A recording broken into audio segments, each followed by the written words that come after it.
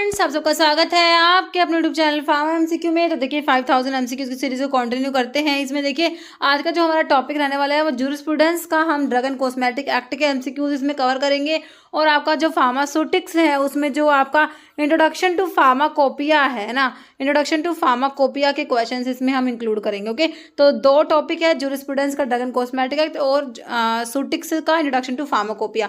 इनके क्वेश्चंस इस वीडियो में मैं आप लोगों के लिए लेके आई हूँ। तो काफ़ी इंपॉर्टेंट जो है क्वेश्चंस रहने वाले हैं आपके जितने भी, जैसे कि एम्स में कॉमन रिक्रूटमेंट एग्जामिनेशन है और रेलवे का एग्जाम है, डीएसएसबी और जितने भी स्टेट के डिफरेंट और सेंट्रल लेवल के सभी गवर्नमेंट फार्मासिस्ट एग्जाम के लिए ये सीरीज बहुत ही इंपॉर्टेंट आप लोगों के लिए रहने वाली है। ओके, और देखिए अभी जो है फार्मा एमसीक्यू मोबाइल एप्लीकेशन को भी आप प्ले स्टोर से डाउनलोड कर सकते हो, अदरवाइज वीडियो का डिस्क्रिप्शन बॉक्स में ऐप की लिंक रहती है जैसे आप डायरेक्ट जो है ऐप को डाउनलोड कर सकते हो।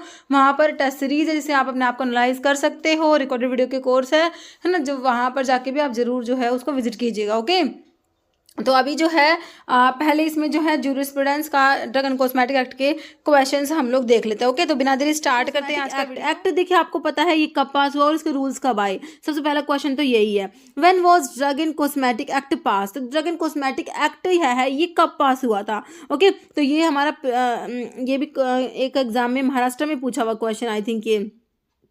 ओके, तो देखिए 10 अप्रैल 1940 दिया है, 9 सितंबर 1994, 7 मार्च 1948, 10 अप्रैल 1919। तो हमें पता है ड्रग एंड कॉस्मेटिक एक्ट हमारा 1940 में पास हुआ है ना। तो इसमें अगर आपको एग्जैक्ट डेट याद नहीं थी तो भी चल गया काम, क्योंकि 1940 से ही आंसर निकल रहा था। बाकी एग्जैक्ट डेट भी कई बार पूछ लेते तो हमें याद होना चाहिए कि 10 अप्रैल 1940 है। एग्जैक्ट डेट भी कई बार एग्जाम में क्वेश्चन फंस जाता है इसके ऊपर, तो आप थोड़ा सा याद रख लेना कि 10 अप्रैल 1940 हमने याद रखना है। ओके, तो ड्रग एंड कॉस्मेटिक एक्ट कब पास हुआ, 10 अप्रैल 1940, और इसके जो रूल्स हैं वो 1945 में आए थे। Okay, next drug and cosmetic act was pass in, फिर से वही क्वेश्चन, ये आपका ईएसआईसी में पूछा हुआ है। तो हमारा हो गया कब पास हुआ, 1940 में, ऑप्शन आपका ए राइट हो गया।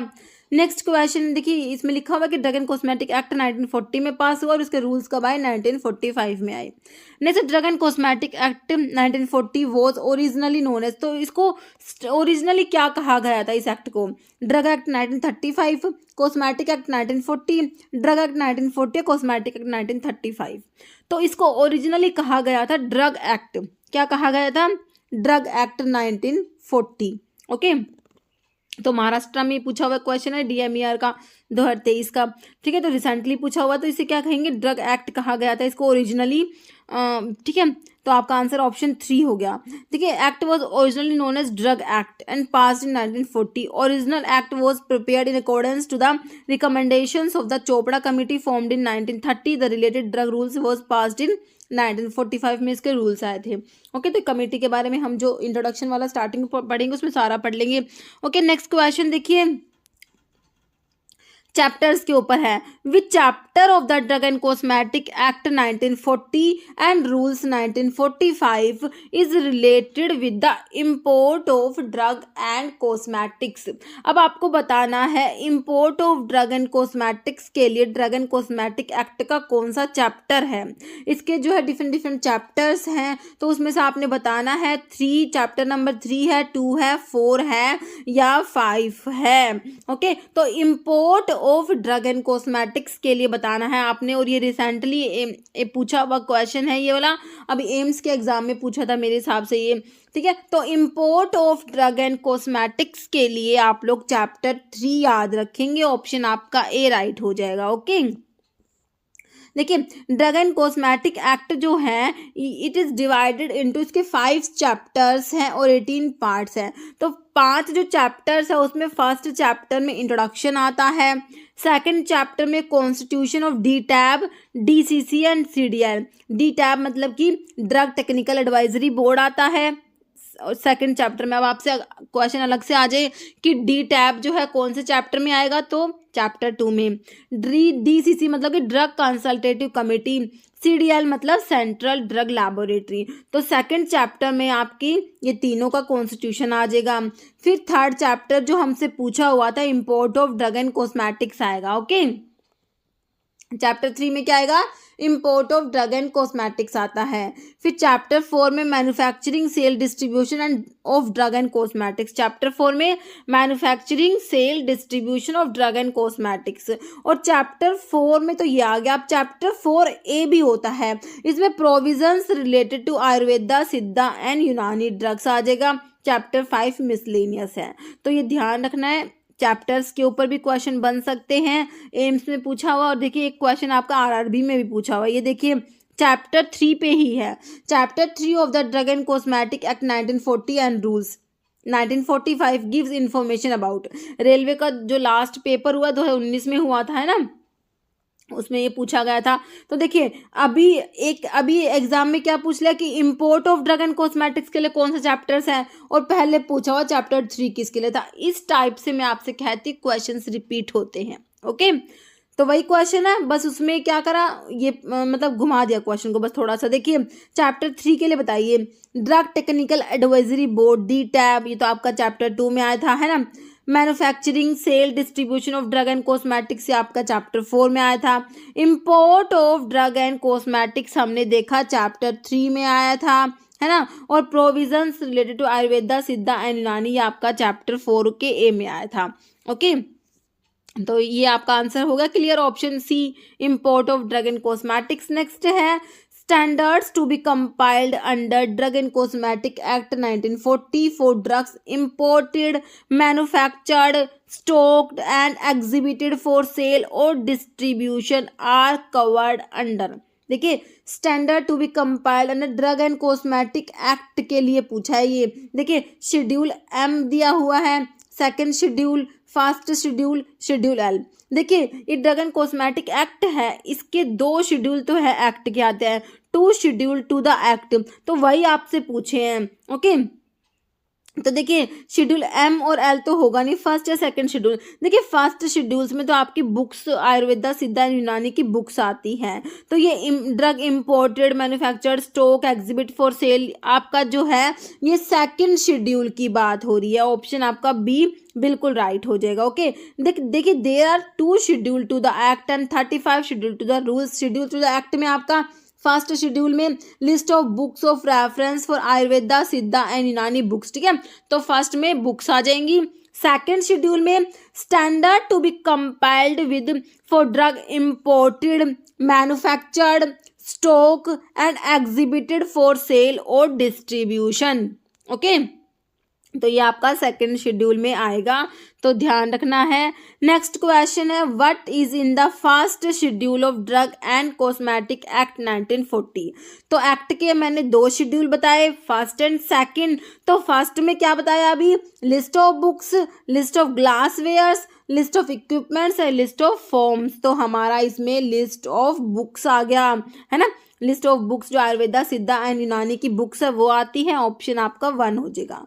नेक्स्ट ये लिखा हुआ है इसमें फर्स्ट जो है शेड्यूल टू द एक्ट में, फर्स्ट शेड्यूल में हमारी बुक्स है list of Ayurveda, Siddha and Unani books, और सेकंड शेड्यूल में standard to be compiled with by imported by drug manufactured for sale, sold, stock और एग्जिबिटेड फॉर सेल और डिस्ट्रीब्यूटेड। ओके, नेक्स्ट है which schedule give information about fees for test और analysis by the central drug laboratory और state drug laboratory. तो कौन सा जो अभी मैंने देखिए हमने एक्ट के 2 शेड्यूल देख लिए, अब शेड्यूल टू द रूल्स जो होते हैं उसमें डिफरेंट शेड्यूल्स आते हैं, ए बी सी बहुत सारे इसमें, ठीक है। देखिए तो इसमें कहा गया है schedule give information about fees for test और analysis by central drug laboratory और स्टेट ड्रग लैबोरेटरी। तो देखिए फीस के लिए देखिए एप्लीकेशन सबसे पहले तो शेड्यूल ए आता है जिसमें आपके डिफरेंट एप्लीकेशन फॉर्म्स आते हैं। फिर एप्लीकेशन फॉर्म लेंगे तो उसके लिए फीस भी तो हमें जमा करानी पड़ती है ना।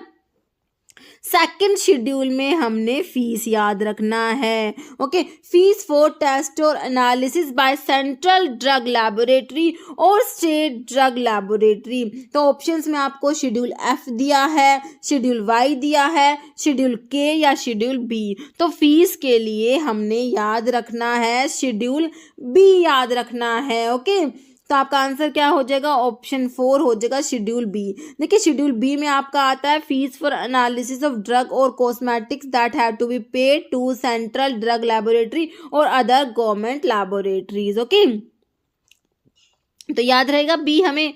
नेक्स्ट क्वेश्चन देखिए, which schedule contain different type of forms in drug and cosmetic act 1945, है ना।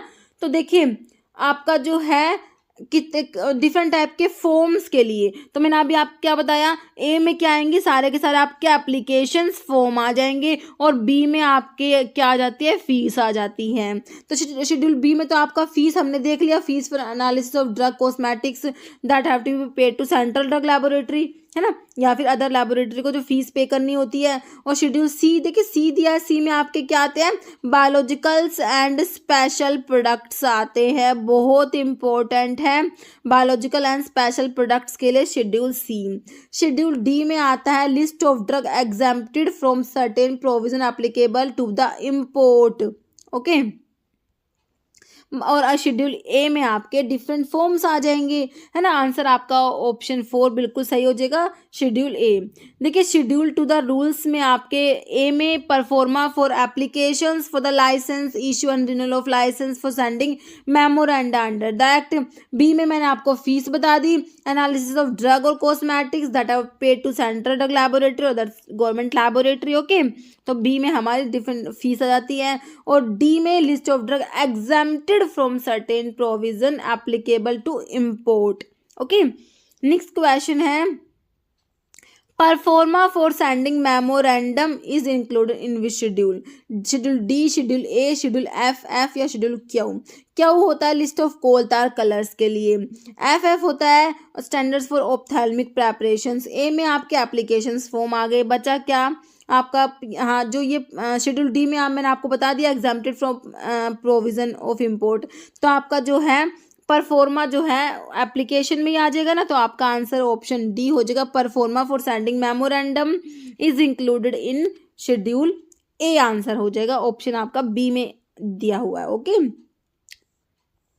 तो फिर से लिखा हुआ है proforma for applications for the licence issue and renewal of licence sending memoranda under the act schedule A में, डी में exempted from certain provisions applicable to import, Q में लिस्ट ऑफ डाई कोलतार ये colours pigments permitted in cosmetics and shop, और F में ophthalmic preparations के लिए हो जाएगा। ओके, तो ये शेड्यूल्स हमें सारे बहुत ही अच्छे से याद रखने हैं क्योंकि इसके ऊपर बहुत से क्वेश्चन बनते हैं। Next, ibuprofen tablet belongs to, Orissa में पूछा गया है, आपका जो प्रीवियस पेपर हुआ था 2021 में उसमें शेड्यूल्स के ऊपर आपके आए थे, शेड्यूल वाई पूछा हुआ है, शेड्यूल एच पूछा हुआ है, और ये आइब्यूप्रोफेन टैबलेट के ऊपर है, और अलग से शेड्यूल एच वाला क्वेश्चन भी आया हुआ है, और शेड्यूल जे वाला भी पूछा हुआ था।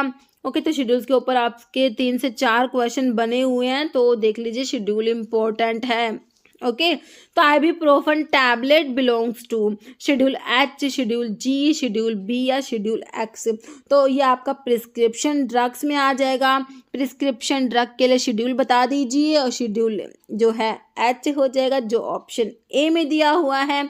तो शेड्यूल एच में आपकी आती है लिस्ट ऑफ प्रिस्क्रिप्शन ड्रग्स आती हैं। ओके, शेड्यूल जी में क्या होता है, क्या आता है, ऐसी ड्रग्स जो मेडिकल सुपरविजन में लेनी होती है। ओके, शेड्यूल बी में मैंने आपको फीस के लिए बता दिया, और एक्स में नारकोटिक ड्रग्स, साइकोट्रोपिक सब्सटेंस और हैबिट फॉर्मिंग ड्रग्स आ जाएगा। तो इसका आंसर आपका हो गया शेड्यूल एच हो गया। ओके, नेक्स्ट क्वेश्चन देखिए, ये भी उड़ीसा में पूछा हुआ है, poisonous drugs are covered in. तो पॉइजनस ड्रग के लिए शेड्यूल ई आएगा, शेड्यूल एफ आएगा, शेड्यूल वाई या शेड्यूल एक्स। तो इसके लिए हमारा शेड्यूल ई आता है। और आयुर्वेदा, सिद्धा एंड यूनानी के लिए पॉइजन्स की बात करेंगे तो शेड्यूल E1 आएगा। ओके, नेक्स्ट है लिस्ट ऑफ पॉइजन्स, ठीक है, तो शेड्यूल ई में पॉइजनस ड्रग आएंगे तो ये ओमिटेड है। बाकी E1 में अगर आयुर्वेदा, सिद्धा, यूनानी के लिए पॉइजन्स की बात होगी तो E1 याद करना है। Next, standards for surgical dressings are given in. ESIC में पूछा हुआ क्वेश्चन है, सर्जिकल ड्रेसिंग्स के लिए जो स्टैंडर्ड है वो कौन से शेड्यूल में आएंगे। शेड्यूल एच, शेड्यूल एच में तो हमने देख लिया, लिस्ट ऑफ प्रिस्क्रिप्शन ड्रग देखा। एफ के लिए है आप किसके लिए, ऑप्थेल्मिक प्रेपरेशंस के लिए। अब बचा F3 और और F2। तो सर्जिकल ड्रेसिंग्स है, एक सर्जिकल ड्रेसिंग्स के लिए, एक अम्बिलिकल टेप्स के लिए, है ना। तो सर्जिकल ड्रेसिंग्स के लिए F2 है और स्टैंडर्ड्स फॉर अम्बिलिकल टेप्स के लिए F3 याद रखना है। ओके, आंसर क्या हो गया, ऑप्शन डी हो जाएगा। देखिए शेड्यूल एफ जो होता है ब्लड बैंक के लिए होता है, requirement for operation of blood bank and preparation of blood components. F1 जो है इसमें F1 F2 F3 भी दिया हुआ है, provisions for bacterial vaccines, viral vaccines, antisera diagnostic agent.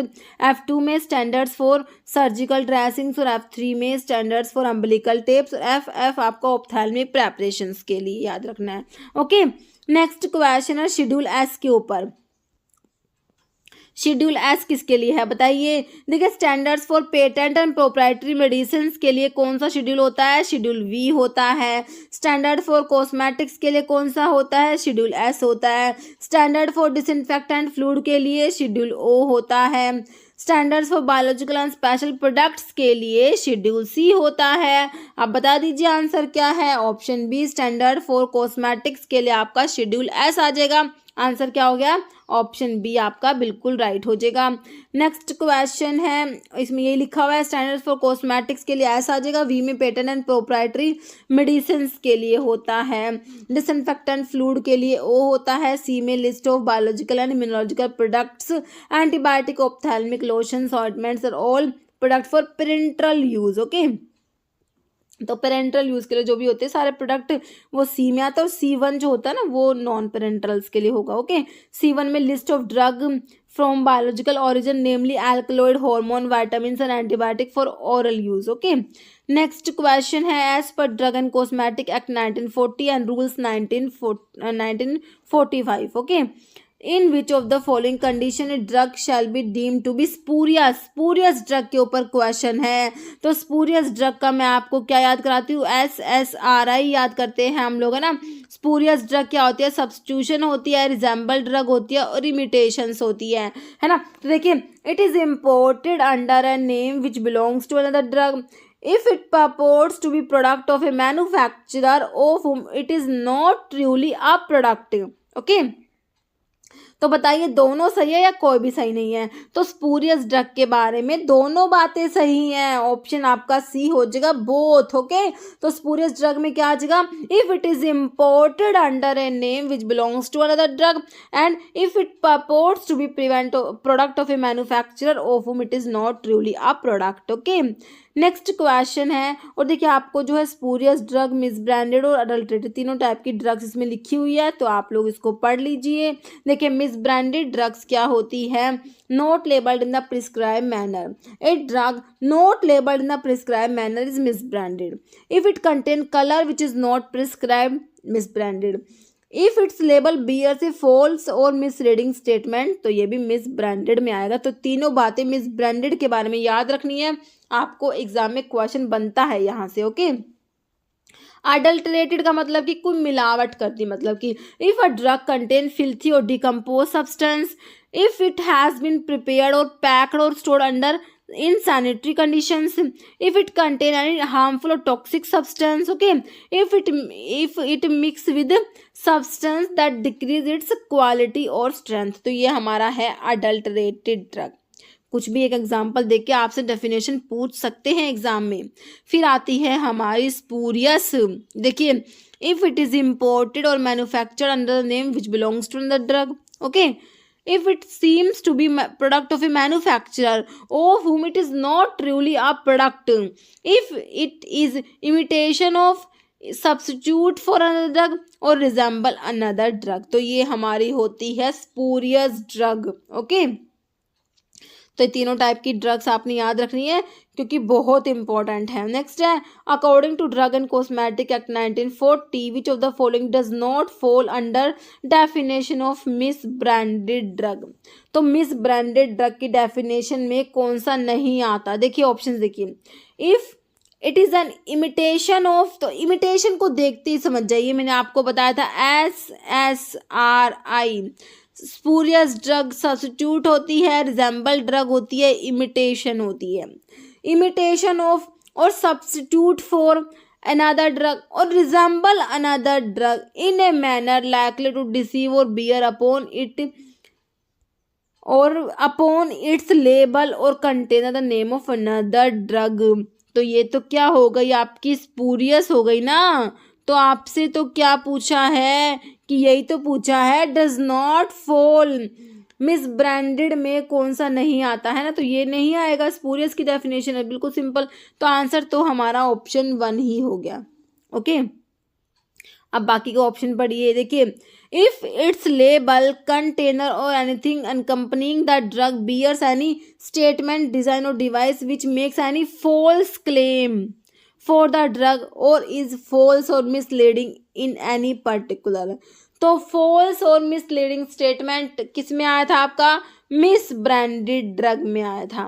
फिर कह रहा है if it is so coloured coated powder और polish that damage is concealed और if it is made to better appear to better और greater therapeutic value than the really is. तो ये जो है कलर जो उसमें प्रिस्क्राइब नहीं है ना, तो ये भी हमारा उसमें आ जाएगा मिस ब्रांडेड में। फिर if it is not labelled in the prescribe manner, तो ये भी हमारा मिस ब्रांडेड में आता है। तो does not fall definition of miss branded में आपका ऑप्शन 1 हो गया। ओके, बाकी तीनों जो है मिस ब्रांडेड की डेफिनेशंस दी हुई है।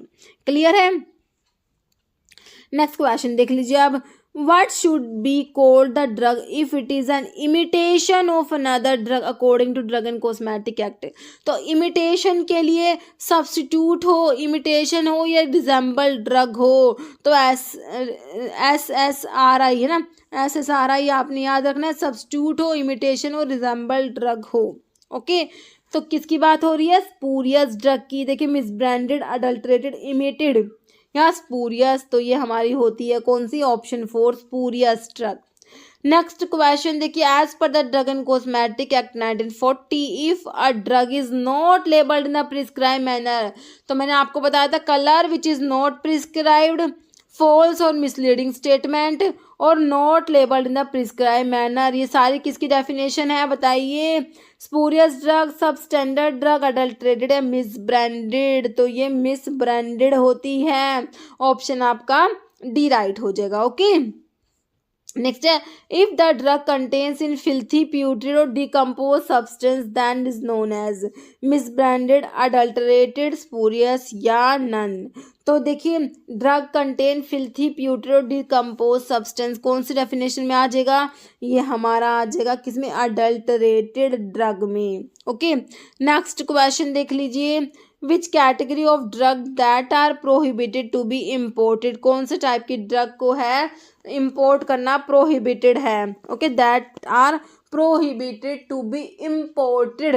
देखिए, schedule H drug, Unani drug, misbranded toilet preparations, तो ये आपकी मिस ब्रांडेड ड्रग्स होती हैं। नेक्स्ट क्वेश्चन है, स्पूरियस ड्रग्स का मतलब बताइए, तो मैंने आपको बताया SSRI सब्स्टिट्यूट्स होती है, रिजेंबल ड्रग और इमिटेशन। तो देखिए, इमिटेशन, सब्स्टिट्यूट्स और रिजेंबल ड्रग दिया है, तो आंसर क्या करेंगे आप लोग, ऑल ऑफ द अबव, है ना। Next question, alcoholic preparations can be stored in a warehouse for a maximum period of. Okay, तो अल्कोहलिक प्रेपरेशंस को स्टोर कर सकते हैं मैक्सिमम पीरियड ऑफ 3 years, 5, 4 या 2, तो ये मैक्सिमम पीरियड ऑफ 3 years हो जाएगा। ओके, नेक्स्ट क्वेश्चन देख लीजिए, what is the minimum area which is required to start a retail drug store. तो ये क्वेश्चन देखिए बहुत से एग्जाम में आ गया, अभी रिसेंटली 2023 में एग्जाम हुआ आपके, तो एम्स में भी पूछा गया था, बहुत से एग्जाम्स में, महाराष्ट्र में भी आया था ये। ओके, तो देखिए 50 स्क्वायर मीटर, 10 स्क्वायर मीटर, 100 या 30 स्क्वायर मीटर। तो minimum area which is required to start a retail drug store is 10 square metre हो जाएगा, ऑप्शन 2 राइट हो जाएगा। नेक्स्ट क्वेश्चन देख लीजिए, the advertisement of drug mentioned in schedule J, schedule J में जो ड्रग मैंशनड है उनकी एडवर्टीजमेंट क्या है, प्रोहिबिटेड है, परमिटेड है, बोनाफाइड है या एग्जाम्प्टेड है। तो ये क्या प्रोहिबिटेड है। ओके, क्योंकि शेड्यूल जे में आपकी होती है इनक्यूरेबल डिजीजेज आती हैं। ओके, नेक्स्ट है, Coca, opium, hemp comes under, ये उड़ीसा का प्रीवियस क्वेश्चन है, तो इंसेक्टिसाइड एक्ट में आएंगे, पॉइजन एक्ट में, डेंजरस ड्रग एक्ट में या स्पूरियस ड्रग एक्ट में। तो ये आपका डेंजरस ड्रग एक्ट में आ जाएगा।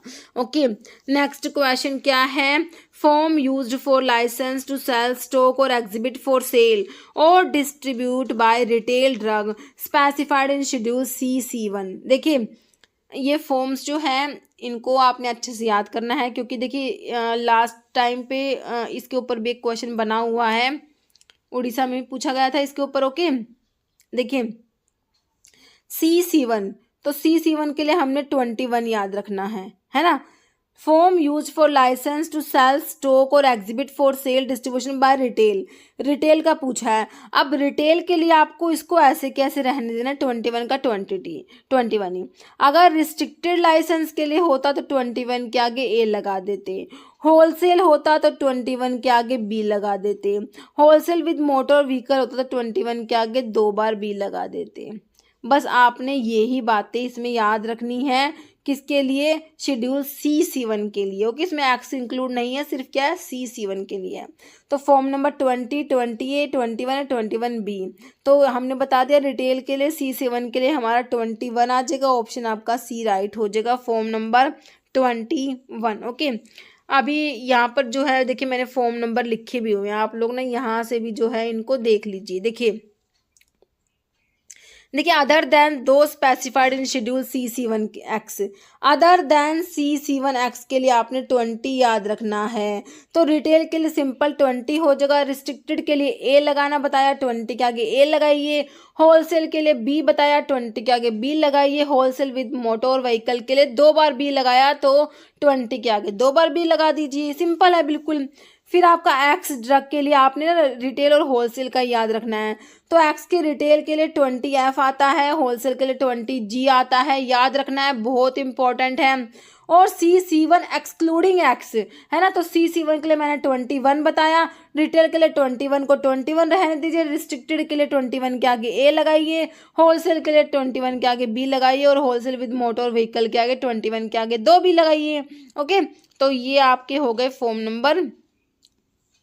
नेक्स्ट है form for the issue of licence to cell stock exhibit for sale और distribute drug specified in schedule X in retail. अभी देखिए एक्स के लिए बताया, क्या तो होलसेल के लिए होगा या रिटेल के लिए होगा, है ना। तो एक्स के रिटेल के लिए मैंने क्या बताया, 20 के आगे बताइए F बताया, होलसेल में क्या बताया, 20 के आगे G बताया, ऑप्शंस में क्या दिया है, 20F, 20G, 21A या 21। तो क्या हो जाएगा, रिटेल का पूछा है तो 20 के आगे F लगाना है, ऑप्शन आपका A राइट हो जाएगा। 20G हो जाता अगर यहाँ पर आपका जो है क्या लिखा होता, फॉर्म फॉर द, ये रिटेल जो रिटेल है, रिटेल की जगह अगर होलसेल होता तो आप लोग 20 के आगे G लगा देते। 21 आपका C C1 के लिए बताया, C C1 एक्सक्लूडिंग एक्स के लिए 21 के आगे A लगा हुआ है तो रिस्ट्रिक्टेड लाइसेंस की बात हो रही है, और सिंपल 21 है तो रिटेल की बात हो रही है। ओके, C C1 के रिटेल के लिए। नेक्स्ट क्वेश्चन हो गया हमारा, ये देखिए नेक्स्ट है licence for wholesale of drug. पहले तो होलसेल की बात हो रही है, इसको पकड़ लीजिए, wholesale of drug other than those specified in schedule C C1X।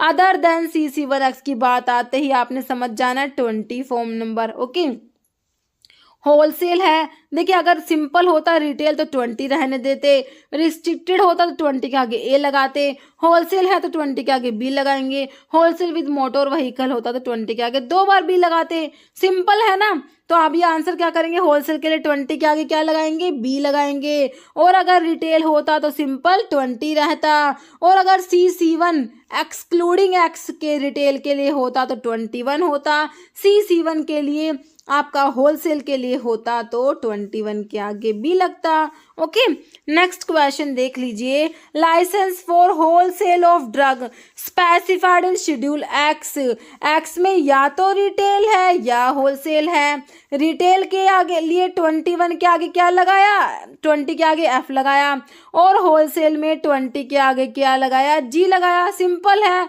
Okay, अभी ऑप्शंस में 20A दिया है, 20B, 20F, 20G। तो होलसेल है, शेड्यूल एक्स है, 20 के आगे G लगाइए ना, ऑप्शन आपका D राइट करिए। 20F हो गया, रिटेल होता तो। ओके, 20 के आगे A लगा हुआ है तो ये आपका अदर देन C C1X है ना, और रिटेल नहीं, रिस्ट्रिक्टेड हो जाएगा अगर 20A है तो, और 20B है, होलसेल हो जाएगा किसका, other than C C1X। Okay, next question है fine for false claim to be registered pharmacist on first conviction. Okay, तो फर्स्ट कन्विक्शन पे बताना है फाइन किसके लिए, फॉल्स क्लेम कर रहा है कि रजिस्टर्ड फार्मासिस्ट है। तो ₹500 का, 6 मंथ इम्प्रिजनमेंट, ₹1000 है, बोथ फाइन एंड इम्प्रिजनमेंट। तो कितना फाइन है, falsely claim to be fine किसके लिए, false claim to be registered pharmacist on first conviction. Okay, तो सिर्फ है कितना, ₹500। ओके, ऑप्शन आपका ए राइट हो जाएगा। ओके, नेक्स्ट, और देखिए सब्सिक्वेंट कन्विक्शन है ना, तो उसमें हो जाएगा इम्प्रिजनमेंट होगा 6 मंथ का, या और फाइन होगा नॉट एक्सीडिंग ₹1000 से ज़्यादा नहीं होगा, या फिर दोनों हो सकते हैं। Okay, next penalty for non disclosure of the name of the manufacturer, तो ₹10,000, 2,000, 1000 या 500। तो इसके लिए है आपका ₹100,000 है। ओके, ऑप्शन सी राइट हो जाएगा। नेक्स्ट, एप्लीकेशन फॉर ग्रांट और renewal of licence for manufacturing Ayurveda, Siddha and यूनानी ड्रग के मैन्युफैक्चरिंग के लिए एप्लीकेशंस के लिए चाहिए। ओके, अप्लाई करना है। ओके, एक अप्लाई करेंगे, फिर एक होगा फॉर्म नंबर में आपको लाइसेंस इशू होता है। तो एप्लीकेशंस के लिए पूछा है आयुर्वेदा, सिद्धा एंड यूनानी की मैन्युफैक्चरिंग लाइसेंस पूछा है, ध्यान से पढ़ना है। ओके, फॉर्म नंबर 24D है, 48 है, 25E है, 24E। तो देखिए ऑप्शन ए 24D में अप्लाई करते हैं एप्लीकेशंस आयुर्वेदा सिद्धा यूनानी के मैन्युफैक्चरिंग में एप्लीकेशंस के लिए फॉर्म नंबर 24D हो जाएगा। ओके, तो ये मैन्युफैक्चरिंग के एक बार फॉर्म नंबर देख लीजिए मैन्युफैक्चरिंग लाइसेंस की। ठीक है, देखिए other than those specified in schedule CC1X होता है, अदर देन CC1X होता है, तो ये मैन्युफैक्चरिंग के लिए हम लोग पढ़ रहे हैं। ओके, तो इसमें होता है हमारा 24 में अप्लाई करते हैं, 25 में लाइसेंस इशू हो जाता है, किसके लिए, अदर देन CC1X के लिए 24, 25 याद रखना है।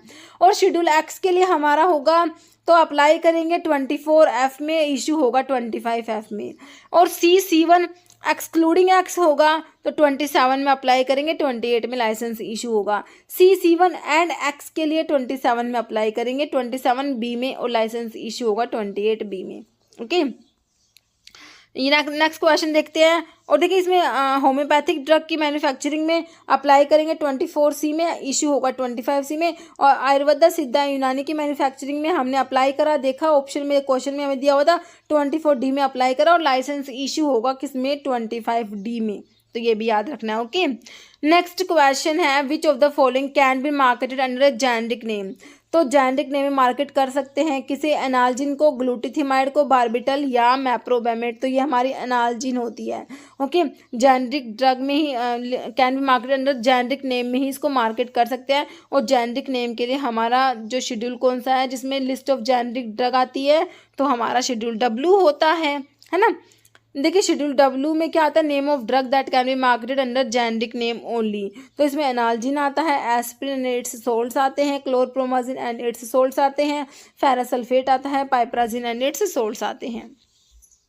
नेक्स्ट है स्टैंडर्ड फॉर मैकेनिकल कंट्रासेप्टिव्स।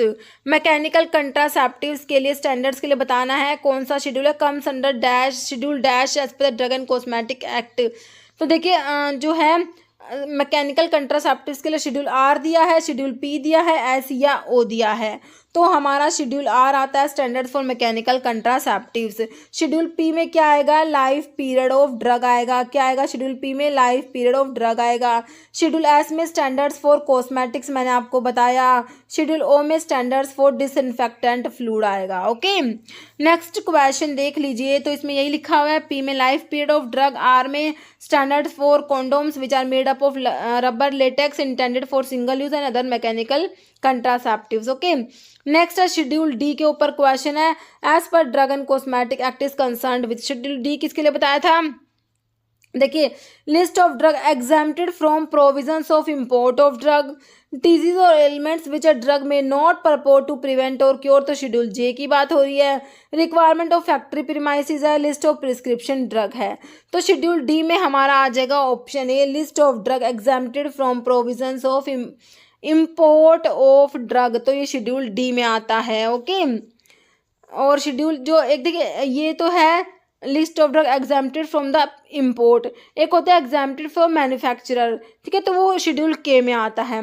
के में आता है drug exempted from certain provisions related to the manufacture of the drug. Okay, next है as per drug and cosmetic act schedule F is related to.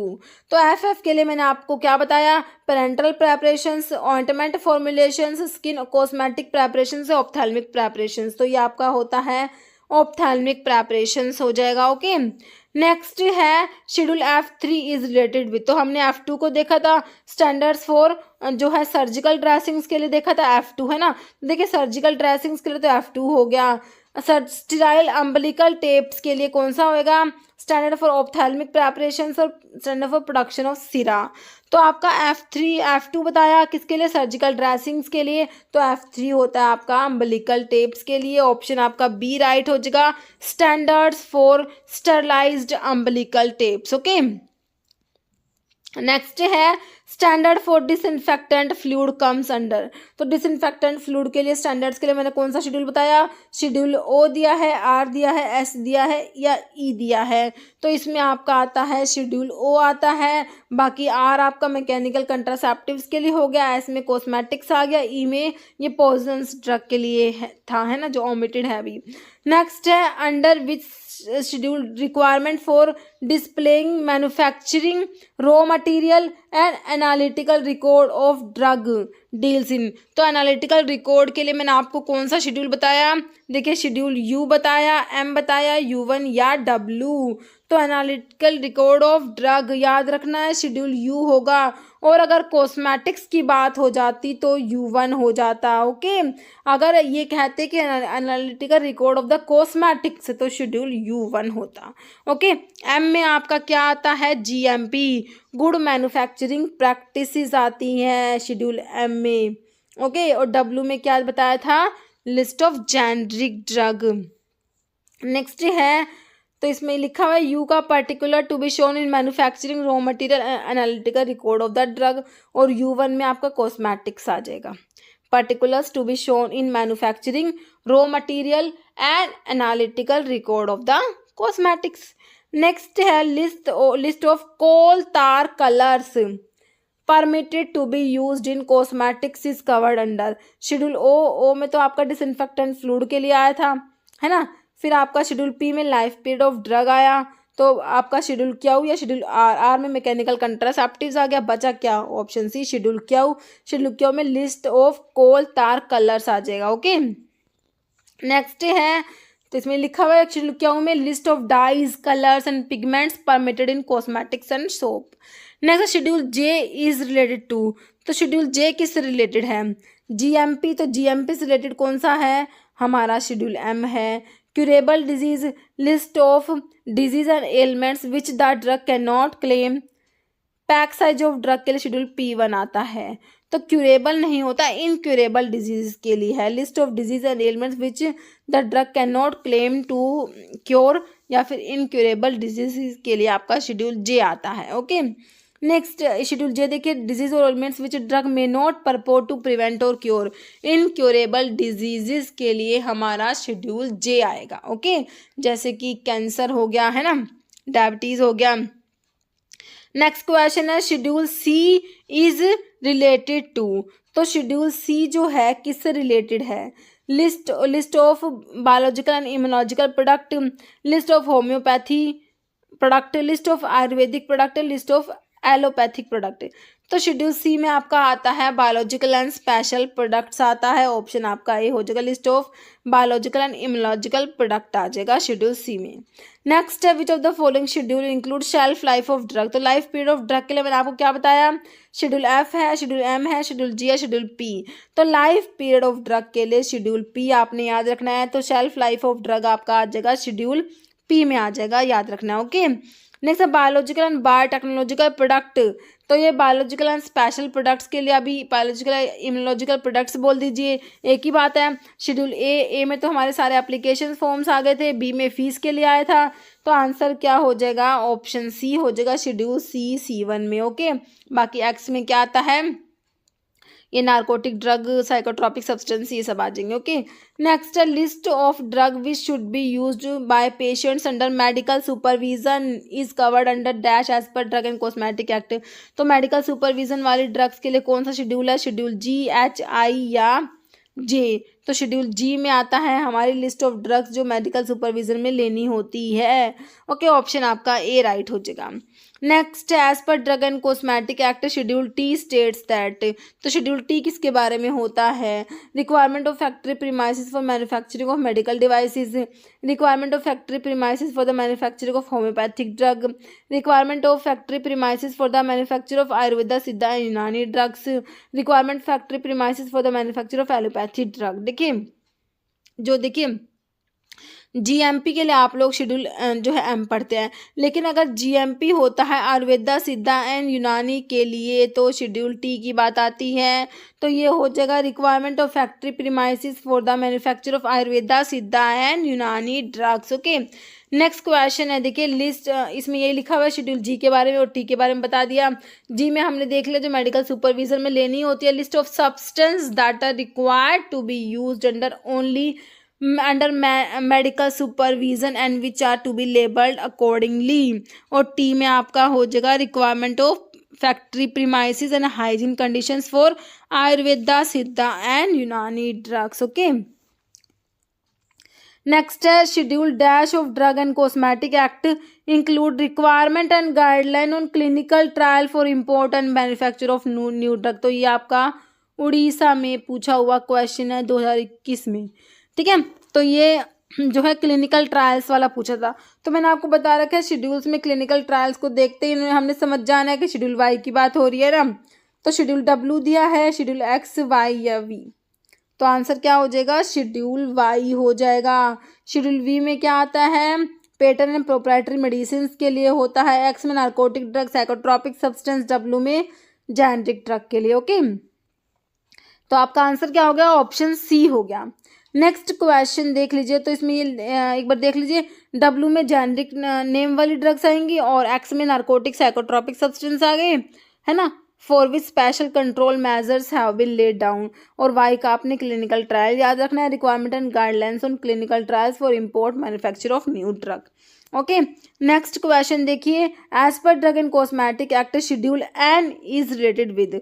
तो एन किसके लिए है? List of maximum equipment for efficient running of pharmacy. तो maximum नहीं होता, minimum होता है। Area for opening retail pharmacy, list of minimum equipment for efficient running of pharmacy आपका आता है शेड्यूल एन में आता है। ओके, तो आपका आंसर क्या हो जाएगा? ऑप्शन सी हो जाएगा। बाकी area required to open wholesale drug store लिखा हुआ है। ओके, नेक्स्ट इसमें देखिए list of minimum equipment for efficient running of pharmacy आपका शेड्यूल एन में आता है। जैसे cure for blindness is an example of the following advertisement. Orissa में पूछा हुआ है, प्रीवियस क्वेश्चन आपका ये। Okay, cure for blindness is an example of following advertisement. तो मैंने आपको बताया था कि जो हमारा शेड्यूल जे है इसमें इनक्यूरेबल डिजीज आती है, जैसे कि ब्लाइंडनेस हो गया।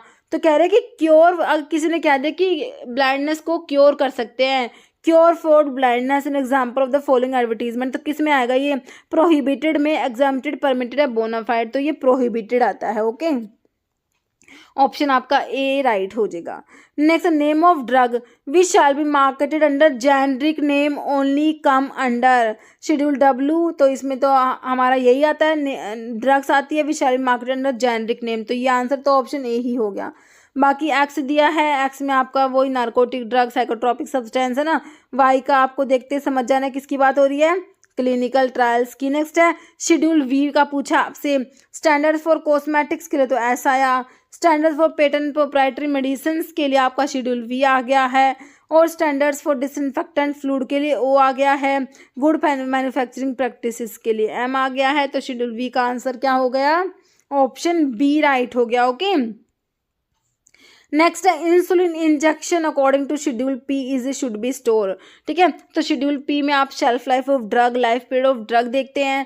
तो इंसुलिन इंजेक्शंस को है उनको स्टोर करने के लिए बताइए at temperature 2 degree Celsius to 8 degree Celsius and it must not allowed to freeze at temperature which not exceed 5 degree Celsius at temperature which not exceed 20 degree Celsius cold place में। तो option A हो जाएगा at temperature 2 degree Celsius to 8 degree Celsius and it must not allowed to freeze. Okay, next question देख लीजिए, list of disease and ailments which a drug में not purport to prevent or cure और make claim to prevent or cure under drug and cosmetic rules 1945 is given under.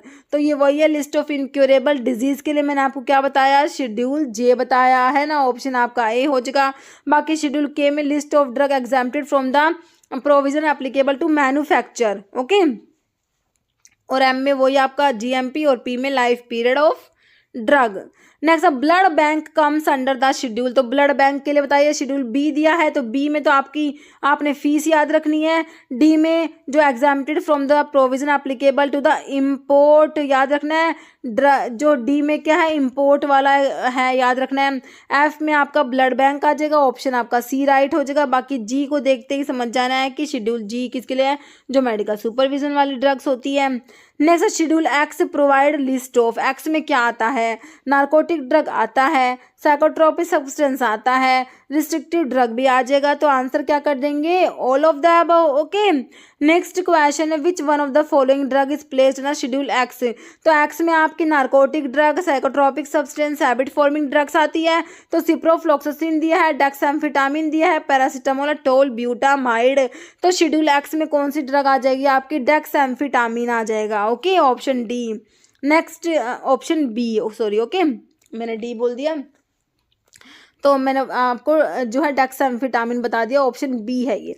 Next example of schedule G drug, schedule G की drug बताइए जो medical supervision में लेनी होती है ना, वो आते हैं शेड्यूल जी में। बताइए, मेटफॉर्मिन, इनालाप्रिल, सेफिरोक्सिम, बार्बिटल। तो ये मेटफॉर्मिन जो आपकी ओरल हाइपोग्लाइसेमिक्स में आती है ना, मेटफॉर्मिन, तो ये शेड्यूल जी की ड्रग है। ओके, नेक्स्ट क्वेश्चन है schedule x of drug and cosmetic act comprise. तो एक्स में आपको नार्कोटिक ड्रग, साइकोट्रोपिक सब्सटेंस सब बताया। तो लिस्ट ऑफ इनक्यूरेबल डिजीज के लिए तो आपने शेड्यूल जे पढ़ लिया। गाइडलाइन फॉर क्लिनिकल ट्रायल्स के लिए आपने शेड्यूल क्लिनिकल ट्रायल्स को देखते ही समझ गए कि शेड्यूल वाई की बात हो रही है।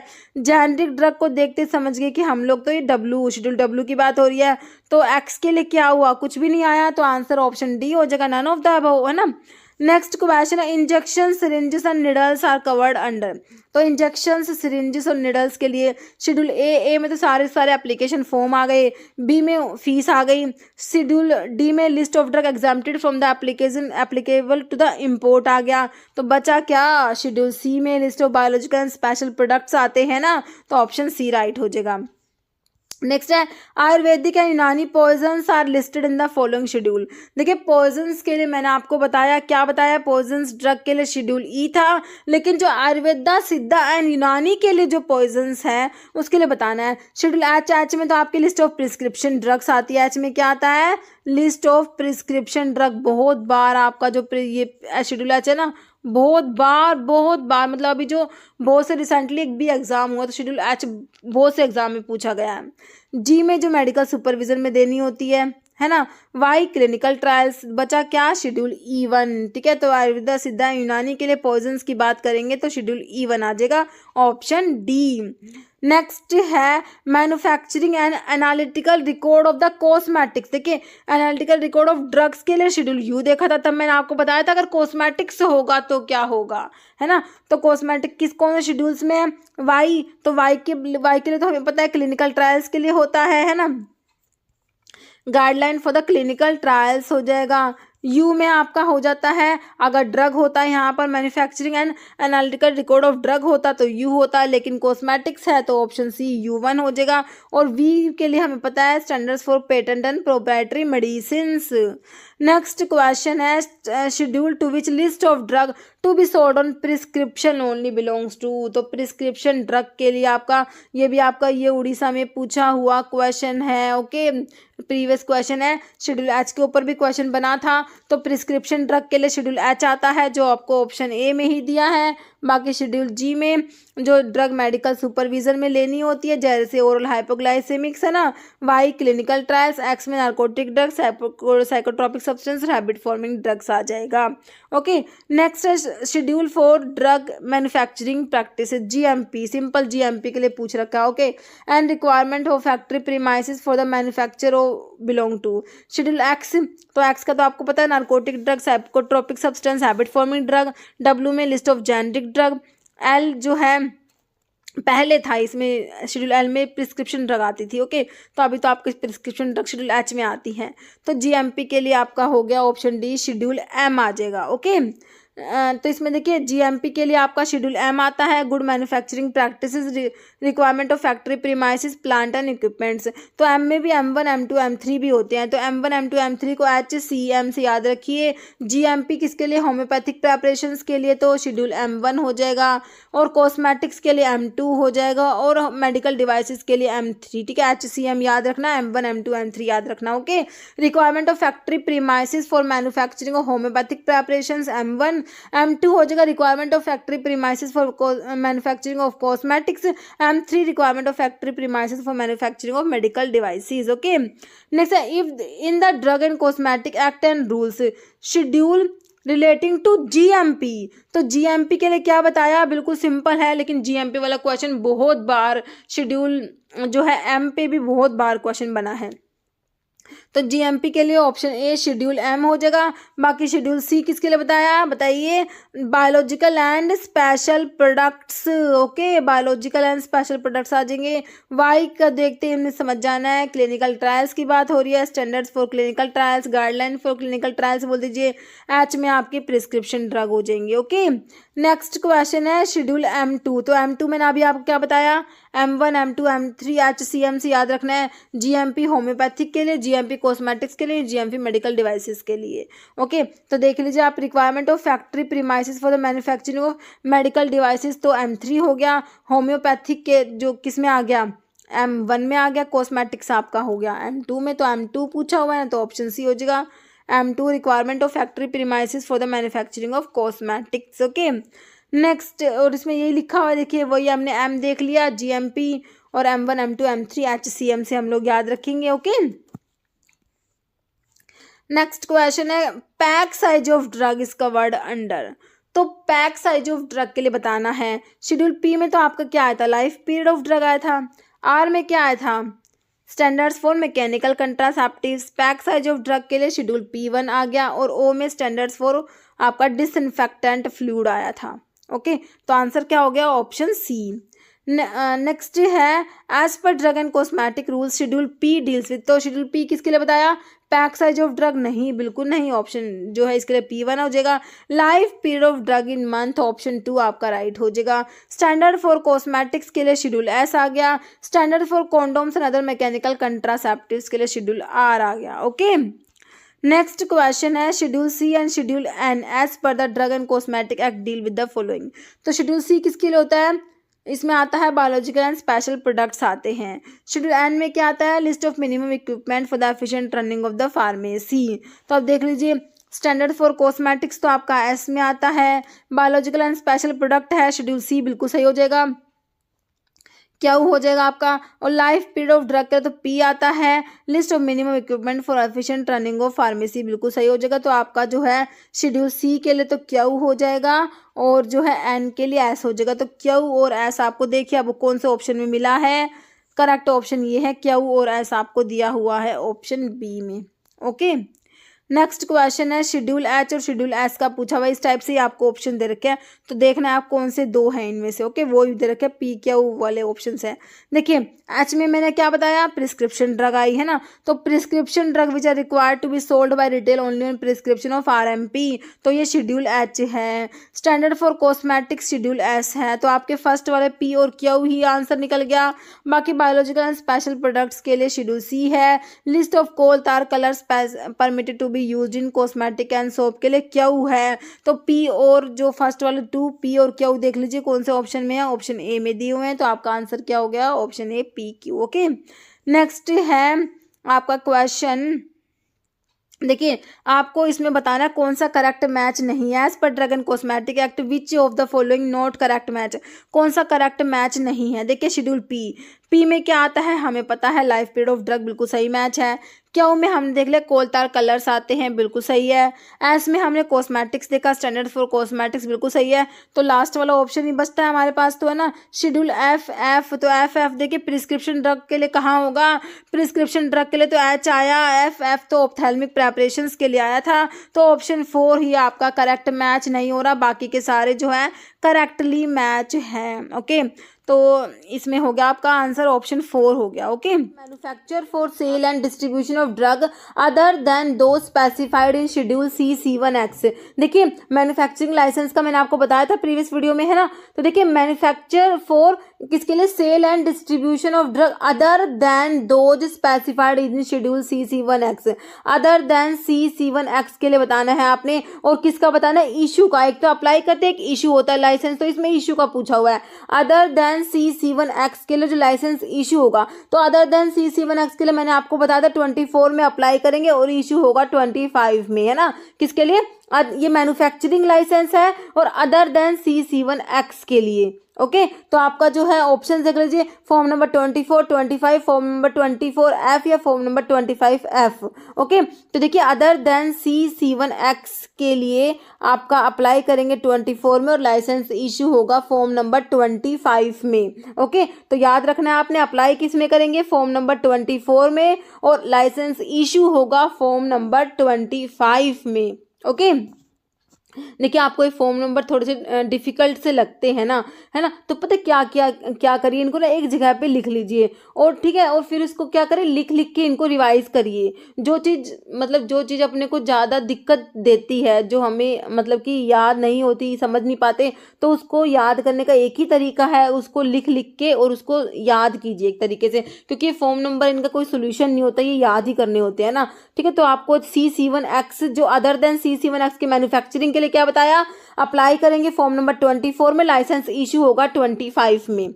ओके, तो आंसर आपका ऑप्शन बी आपको क्लियर हो गया। तो मैंने आपको मैन्युफैक्चरिंग लाइसेंस का बताया था कि other than those specified in C1X के लिए क्या होगा, अप्लाई करेंगे 24 में, इशू लाइसेंस इशू होगा 25 में। और अगर एक्स ड्रग की बात होती, शेड्यूल एक्स की ड्रग की बात होती, तो क्या होता, 24 के आगे एफ लगाना है। ओके, तो लाइसेंस जो है मतलब कि अप्लाई करते 24F में, और इस इशू होता 25F में। और C1 एक्सक्लूडिंग एक्स के लिए क्या होगा, मैन्युफैक्चरिंग के लिए अप्लाई करेंगे 27 में, और इशू होगा लाइसेंस 28 में। और C1 एंड एक्स, इसमें तो एक्स एक्सक्लूड करा होता है, इसमें इंक्लूड कर दिया, एक्स को इंक्लूड कर दिया, तो इसमें बी भी इंक्लूड कर दीजिए। 27B में अप्लाई करेंगे, 28B में लाइसेंस इशू होगा।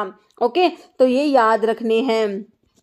क्लियर है, नेक्स्ट क्वेश्चन देख लेते हैं। और ये होम्योपैथी और आयुर्वेदा सिद्धा यूनानी का भी देख लेना। मैन्युफैक्चरिंग, होम्योपैथी की मैन्युफैक्चरिंग के लिए अप्लाई करेंगे 24C में, और लाइसेंस इशू होता है 25C में। और आयुर्वेदा सिद्धा एंड यूनानी की मैन्युफैक्चरिंग के लिए अप्लाई करते हैं 24D में, और लाइसेंस इशू होता है 25D में। ओके, नेक्स्ट क्वेश्चन देख लीजिए, licence issue for the manufacture of drug. अब फिर से मैन्युफैक्चरिंग का पूछा है, देखिए ध्यान से पढ़ना है। Manufacture of drug specified in schedule C1X, तो इसमें C1 एंड एक्स है ना, C1 एंड एक्स का पूछा आप लोगों से, C1 and x in form number. तो मैंने आपको बताया था अगर C1 नोट एक्स होता है, मतलब कि एक्स इंक्लूड नहीं हो, C1 एक्सक्लूडिंग एक्स होता है, तो 27 में अप्लाई करते हैं और 28 में लाइसेंस इश्यू होता है। मैन्युफैक्चरिंग का बात कर रहे हैं हम लोग, है ना। मैन्युफैक्चरिंग में अगर होता C1 एक्सक्लूडिंग एक्स होता, तो 27 में तो C1 एक्सक्लूडिंग एक्स होता, तो 27 में अप्लाई करते, और जो लाइसेंस इशू होता वो 28 में होता, है ना। C1 एक्सक्लूडिंग एक्स की बात हो रही है, लेकिन हमसे पूछा C1 एंड एक्स, है ना, C1 एंड एक्स की बात हो रही है, तो 27B में अप्लाई करेंगे और 28B में लाइसेंस इशू होगा। तो आपसे क्या पूछा है, लाइसेंस इशू पूछा है। देखिए क्वेश्चन पढ़िए, लाइसेंस इशू, है ना, तो 27 में तो अप्लाई कर दिया, ओके, और लाइसेंस इशू कब हुआ, 28B में लाइसेंस इशू होगा। ऑप्शन आपका डी राइट हो जाएगा। है। ओके, तो क्लियर है ये। इशू का पूछा है, मैन्युफैक्चरिंग का पूछा, C1 एंड X का पूछा है। ध्यान से पढ़ना है क्वेश्चन को, उसके बाद आंसर करना है। ओके, तो आंसर हमारा ऑप्शन डी मेरे हिसाब से आपको क्लियर है। और एक बार फिर से देख लीजिए, इसको जितनी बार पढ़ेंगे उतना ही ज़्यादा आपको रिटेन होगा। सच्ची बता रही हूँ मैं, इनको जितना पढ़ेंगे, लिखिए, लिख लिख के इनको, मतलब कि पढ़िए और लिख लिख के इनको लिख के देखिए कि other than those specified in C1X। देखिए अदर देन C1X की बात थी। अदर देन C1X के लिए क्या करा था हमने, 24 में अप्लाई करा और लाइसेंस 25 में इशू हुआ। किसके लिए, अदर देन C1X के लिए। अब X की बात करेंगे तो क्या करना है, 24 के 24 के आगे F लगा दीजिए, 24F में अप्लाई करा, 25F में लाइसेंस इशू हो गया। और C1 एक्सक्लूडिंग X की बात करी तो क्या बताया था, 27 में अप्लाई करेंगे, लाइसेंस 28 में इशू होगा। और C1 इंक्लूडिंग X मतलब कि इसमें X भी इंक्लूड होगा, तो इसमें क्या इंक्लूड कर देंगे, हम भी इंक्लूड कर देंगे। 27B में जो है अप्लाई करेंगे, 28B में लाइसेंस इशू होगा। ओके, नेक्स्ट क्वेश्चन देख लीजिए, which of the following agency is not classified as an executive agency for administration of the act under the provision of drug and cosmetic act 1940। ओके, executive agency में कौन सा नहीं आता, देखिए लाइसेंसिंग अथॉरिटी है,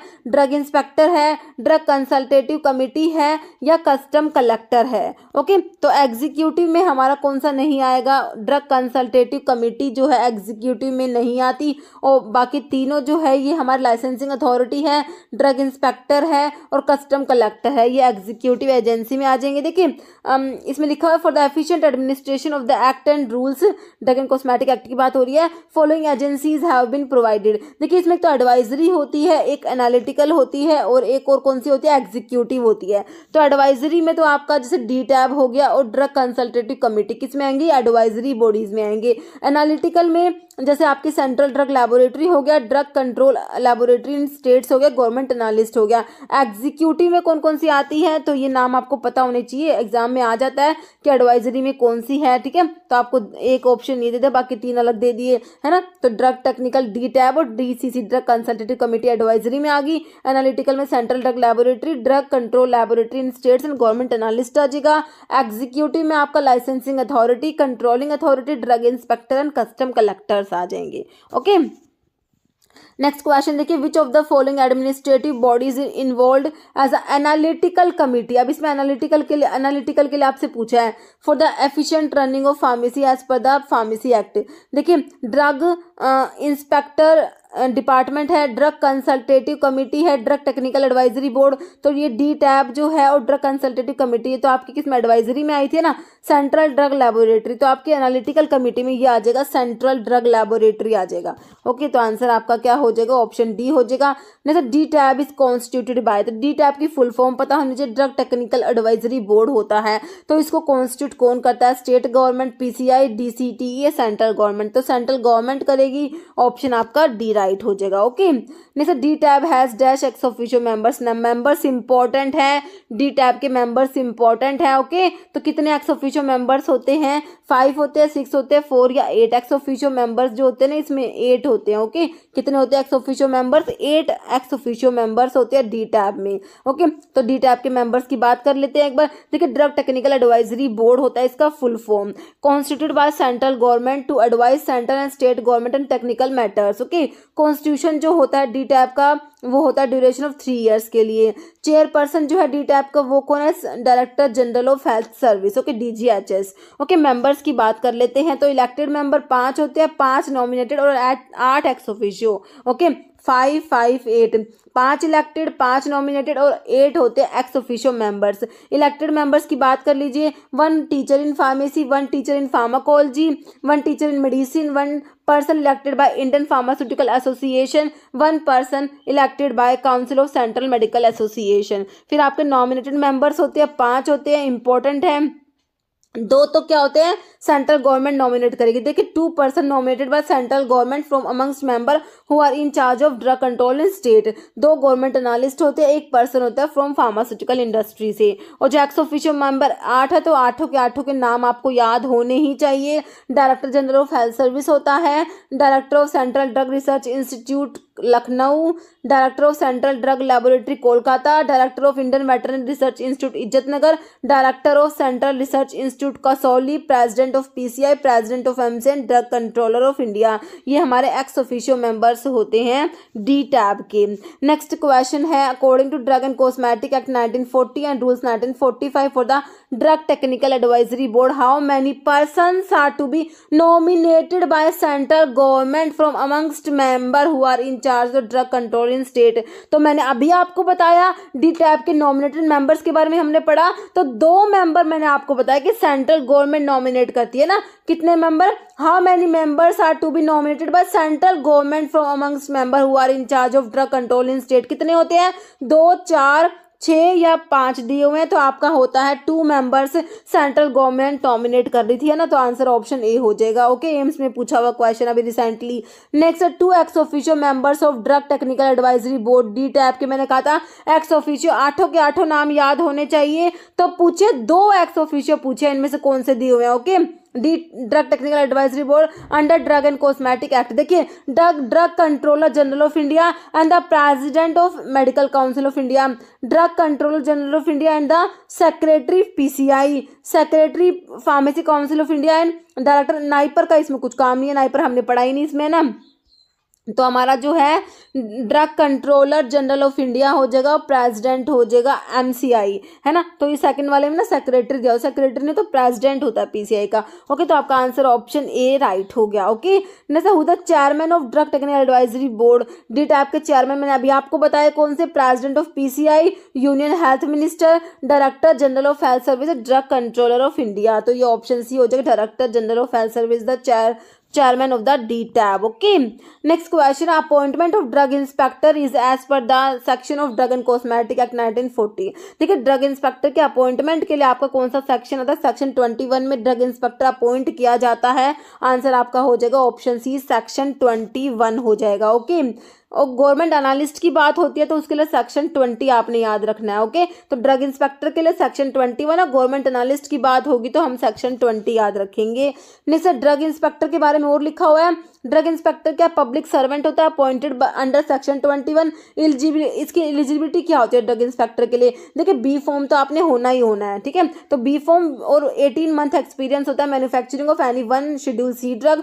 पावर ऑफ ड्रग इंस्पेक्टर के लिए आपका सेक्शन 22 होता है और प्रोसीजर ऑफ इंस्पेक्शन के लिए आपका सेक्शन 23 आता है। ओके, नेक्स्ट क्वेश्चन है पावर ऑफ, फिर आपसे वही पूछ लिया, पावर का पूछ लिया, power of drug inspector appointed under the drug and cosmetic act 1940 are mentioned under which of the following section. तो ये क्वेश्चन हमारा उड़ीसा में पूछा हुआ है, उड़ीसा का 2021 का जो प्रीवियस पेपर था ना, तो उसमें ये ड्रग इंस्पेक्टर की पावर पूछी हुई थी। ओके, तो मैंने आपको बताया पावर के लिए आपने कौन सा सेक्शन याद रखना है, सेक्शन 22 हमने याद रखना है। तो ऑप्शन हमारा क्या हो जाएगा, सी हो जाएगा, सेक्शन 22 होता है पावर्स के लिए और ड्रग इंस्पेक्टर अपॉइंट होता है सेक्शन 21 में और प्रोसीजर ऑफ इंस्पेक्शन के लिए सेक्शन 23 हम लोग याद रखेंगे। Okay, next drug inspector should intimate the purpose of taking drug samples to the person concerned in form number 15, 16, 17 या 18। तो कौन से फॉर्म नंबर में जो है ये होगा, तो ये आपका है फॉर्म नंबर 17 होता है इसके लिए। ओके, देखिए when a sample of drug is taken for the purpose of test और एनालिसिस,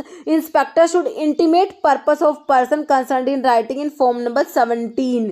ओके, नेक्स्ट क्वेश्चन है गवर्नमेंट एनालिस्ट के बारे में पूछा हुआ है, who are responsible for matters related to Ayurveda, Siddha and Unani drugs. देखिए मैंने आपको ड्रग एंड कॉस्मेटिक एक्ट में तो जो बताया आपको गवर्नमेंट एनालिस्ट के लिए बताया कौन सा सेक्शन, सेक्शन 20 बताया। अभी आपसे आयुर्वेदा, सिद्धा एंड यूनानी के लिए पूछा है, ठीक है। तो इसमें अपॉइंटमेंट होता है कौन सा सेक्शन में, देखिए सेक्शन 33F है, 33G है, 33H है या 33E। तो इसमें है ना कौन सा हो जाएगा, सेक्शन 33F हो जाएगा। ओके, गवर्नमेंट एनालिस्ट के लिए है आयुर्वेदा, सिद्धा एंड यूनानी में गवर्नमेंट एनालिस्ट के लिए आपका सेक्शन आ जाएगा 33F।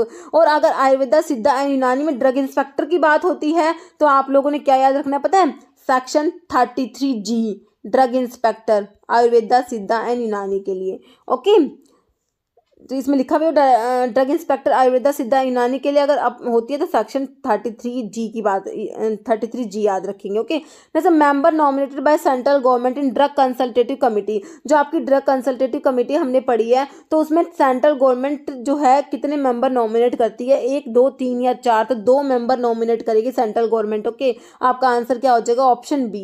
देखिए ड्रग कंसल्टेटिव कमेटी जो होती है इसको कॉन्स्टिट्यूट कौन करता है, सेंट्रल गवर्नमेंट करती है। ये एडवाइजरी कमेटी होती है for central and state government and DTAB. It consist of, इसमें 2 रिप्रेजेंटेटिव होते हैं नॉमिनेटेड बाय जिनको सेंट्रल गवर्नमेंट नॉमिनेट करती है। तो देखिए सेंट्रल गवर्नमेंट कितने मेंबर्स नॉमिनेट कर रही है डिफरेंट जगह पे, जैसे कि डीटैब में, ड्रग कंसल्टेटिव कमेटी में, आपके जो फार्मेसी एक्ट में आप पीसीआई के बारे में पढ़ेंगे। तो इनमें सेंट्रल गवर्नमेंट जो नॉमिनेट करती है ना वो बहुत इंपॉर्टेंट होता है, बहुत से एग्जाम्स में पूछे गए हैं। ठीक है, तो हमने डीटैब में भी आपके नॉमिनेटेड मेंबर्स में 2 मेंबर नॉमिनेट देखे सेंट्रल गवर्नमेंट ने करे थे, तो इसमें भी आपके 2 मेंबर हैं, 2 representative nominated by the central government. Okay, and 1 nominee of each of the state government. Okay, next question देखिए, DTAB is constituted in every 1 year, 2, 3 या 5। तो हमने अभी क्या देखा इसके लिए, 3 ईयर देखा है ना, आंसर इज ऑप्शन सी।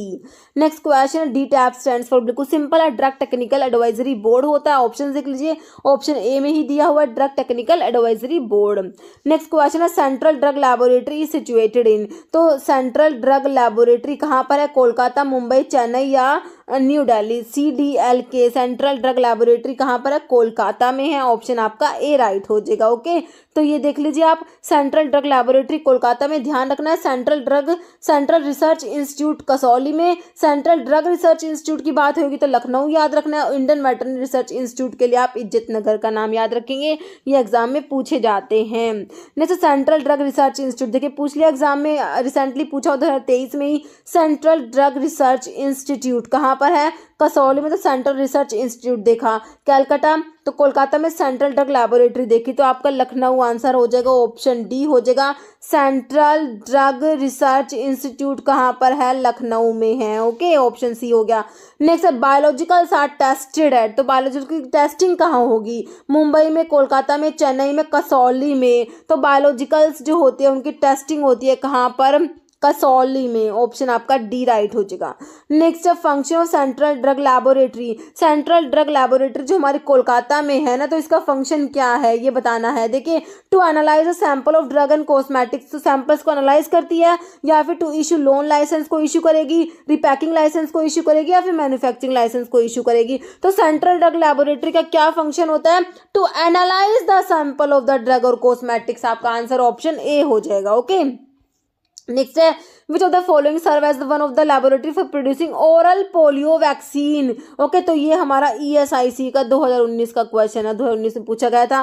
ठीक है, कौन सी लैबोरेटरी है जो ओरल पोलियो वैक्सीन को प्रोड्यूस करती है, सेंट्रल रिसर्च इंस्टीट्यूट कसौली है, central Indian laboratory pharmacopoeia laboratory Ghaziabad, department of biochemical engineering IIT New Delhi, या Pasteur institute of India Coonoor. तो ये ऑप्शन जो है हमें डी याद रखना है, Pasteur institute of India Coonoor. Okay, next intra uterine device are tested at, तो इंट्रा यूटेरिन डिवाइस की टेस्टिंग कहाँ होती है, सेंट्रल रिसर्च इंस्टीट्यूट दिया है आपको Kasauli, central drug testing laboratory Thane, central drug laboratory Calcutta, या इंडियन फार्माकोपिया लैबोरेटरी गाजियाबाद। तो ये ऑप्शन बी आपने याद रखना है, सेंट्रल ड्रग टेस्टिंग लैबोरेटरी थाने याद रखना है इसके लिए। ओके, नेक्स्ट है, which of the following schedule X की ड्रग कौन सी है, तो एक्स में आपने narcotic drug, psychotropic substance, habit forming drugs देखी थी, थैलिडोमाइड दिया है, अमोक्सिसिलिन दिया, कीटामिन दिया, हेलोथेन दिया। तो बता दीजिए कौन सी है, शेड्यूल एक्स वाली ड्रग कीटामिन हो जाएगा ना, ऑप्शन 3।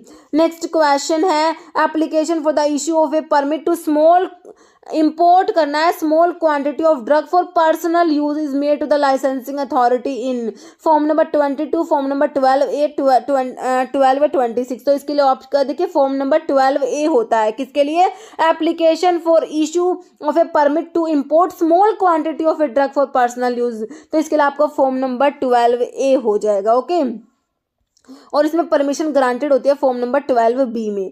नेक्स्ट है, CDSCO का फुल फॉर्म आपने बताना है, CDSCO central drug standard control organisation, जो आपको ऑप्शन ए में ही दिया हुआ है ना।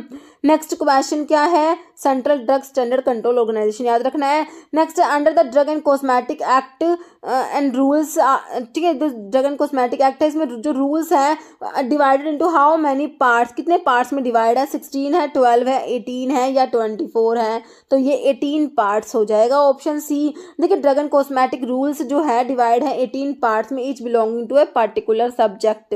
नेक्स्ट क्वेश्चन आपका लोन लाइसेंस के ऊपर है। Loan licence are issued for the manufacture for sale और distribution of drug other than those specified in, other than देखिए schedule G and H, schedule C G and H, K W and X ऐसा नहीं होता, other than C1 x होता है ना, option आपका D हो जाएगा। Loan licence are issue for the manufacture for sale और distribution of drug other than those specified in schedule C1 and X. Okay next question है, और लोन लाइसेंस के बारे में लिखा भी हुआ है, क्या होता है लोन लाइसेंस। देखिए लोन लाइसेंस क्या होता है, means a licence which licensing authority may issue to applicant who does not have his own arrangement, मतलब कि उसका खुद का कोई अरेंजमेंट नहीं होता मैन्युफैक्चरिंग के लिए, but who intends to avail himself of the manufacturing facility owned by another licensee. Okay loan licence issue होता है for the manufacturing for sale और distribution of drug other than those specified in schedule C1 X. Okay, application for grant or renewal of such loan license shall be made in form number 24A and license should be issued in form number 25A. Okay ये हो गया आपका loan licence के बारे में। Next question देखिए क्या है, according to drug and cosmetic act and rules phenobarbital comes under which schedule, तो फिनोबार्बिटल कौन सा शेड्यूल में आएगी, शेड्यूल जी में, तो जी में तो मेडिकल सुपरविजन वाली ड्रग्स आती है, एक्स में habit forming narcotic psychotropic substance, तो आपका फिनोबार्बिटल शेड्यूल एक्स की ड्रग हो जाएगी। बाकी एच में आपके प्रिस्क्रिप्शन ड्रग आती है और शेड्यूल सी में बायोलॉजिकल एंड स्पेशल प्रोडक्ट्स आते हैं। Next under which schedule requirement for displaying manufacturing raw material and analytical record of drug deals with, तो इसके लिए U, M, U1 या W, तो इसके लिए हमने शेड्यूल यू देखा था ना, ऑप्शन 1 राइट हो जाएगा। Next which of the following true, इनमें से कौन सा बात सही लिखा हुआ है, which of the following is are true, मतलब कि इनमें से एक सही है या फिर ज़्यादा सही है, A, B, C, D 4 option है। देखिए पहले तो आपको ड्रग स्टोर लिखा हुआ है, कह रहे premises licensed for retail sale of drug where licensee do not engage the service of a qualified person.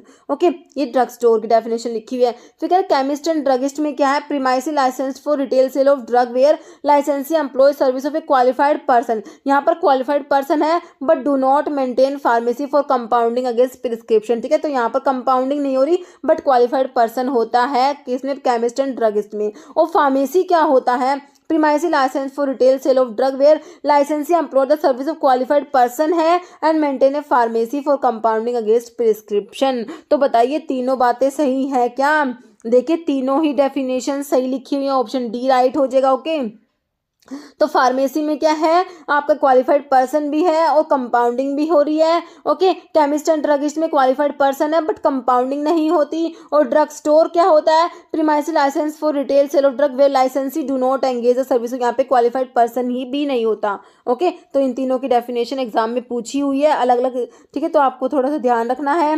Next place where लाइसेंसी, अब देखिए ये क्वेश्चन आगे केरला में पूछा हुआ है, licensee employ the service of a qualified person है but drug are not compounded, compounding नहीं हो रही, क्वालिफाइड पर्सन तो है बट कंपाउंडिंग नहीं है, तो किसके बारे में बताया था, chemist and druggist, pharmacy, wholesale shop या मैन्युफैक्चरिंग यूनिट, तो ये हमारा केमिस्ट एंड ड्रगिस्ट आ जाएगा ना।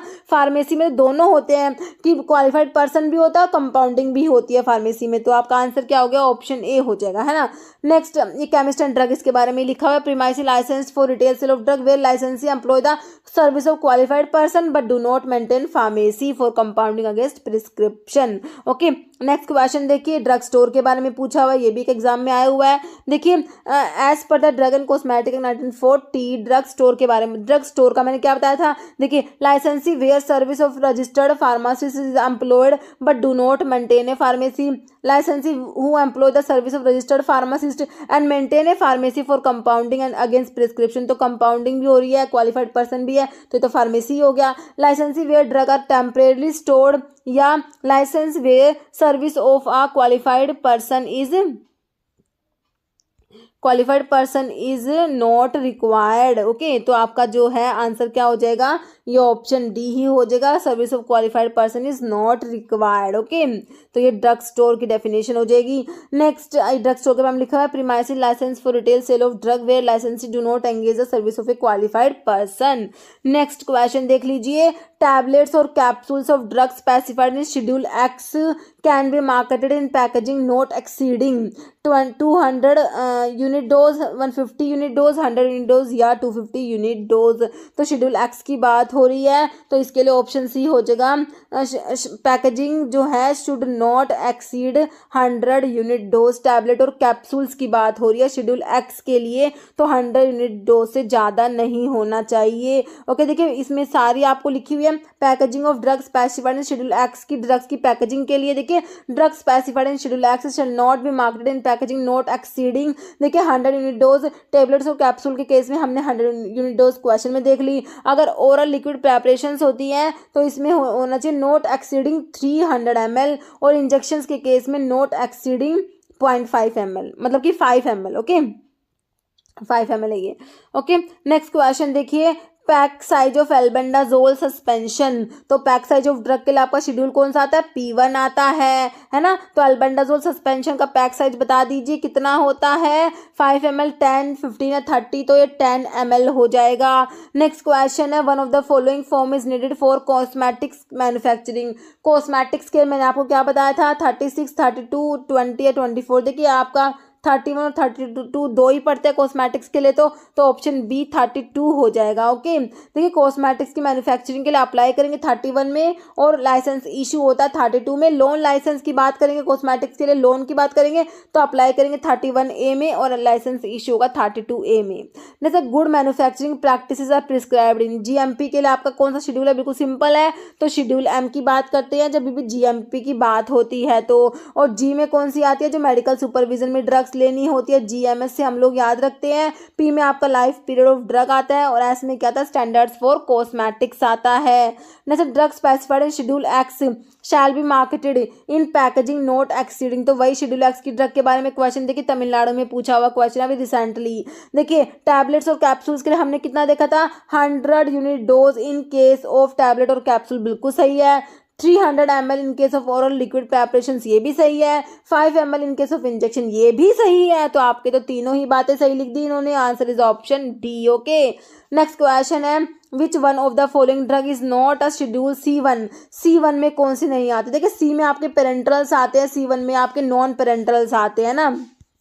तो देखिए आपकी नॉट C1 में नहीं आती। देखिए डिजिटालिस है, एर्गोट है, फिश लिवर ऑयल है, स्ट्रिप्टोमाइसिन, तो स्ट्रिप्टोमाइसिन आपकी इनमें नहीं आती C1 में। ओके, नेक्स्ट है शेड्यूल M1 के ऊपर पूछा हुआ है, deals with the requirement of factory premises for the manufacturing of, तो मैंने आपको M1, M2, M3 के लिए क्या बताया था, M1, M2, M3 का हमने HCM याद रखना है। होम्योपैथिक के लिए GMP, कॉस्मेटिक्स के लिए, मेडिकल डिवाइसेस के लिए। M1 पूछा तो होम्योपैथी देख लीजिए कहाँ पर दिया हुआ है, तो आपको देखिए ऑप्शन जो है मेडिकल डिवाइसेस दिया है, तो इसके लिए तो आपका M3 हो जाता है। होम्योपैथिक दिया है तो आपका ऑप्शन जो है B हो जाएगा, होम्योपैथिक प्रेपरेशंस के लिए GMP। Okay, next, on the label of schedule G drug which among the following should not be present.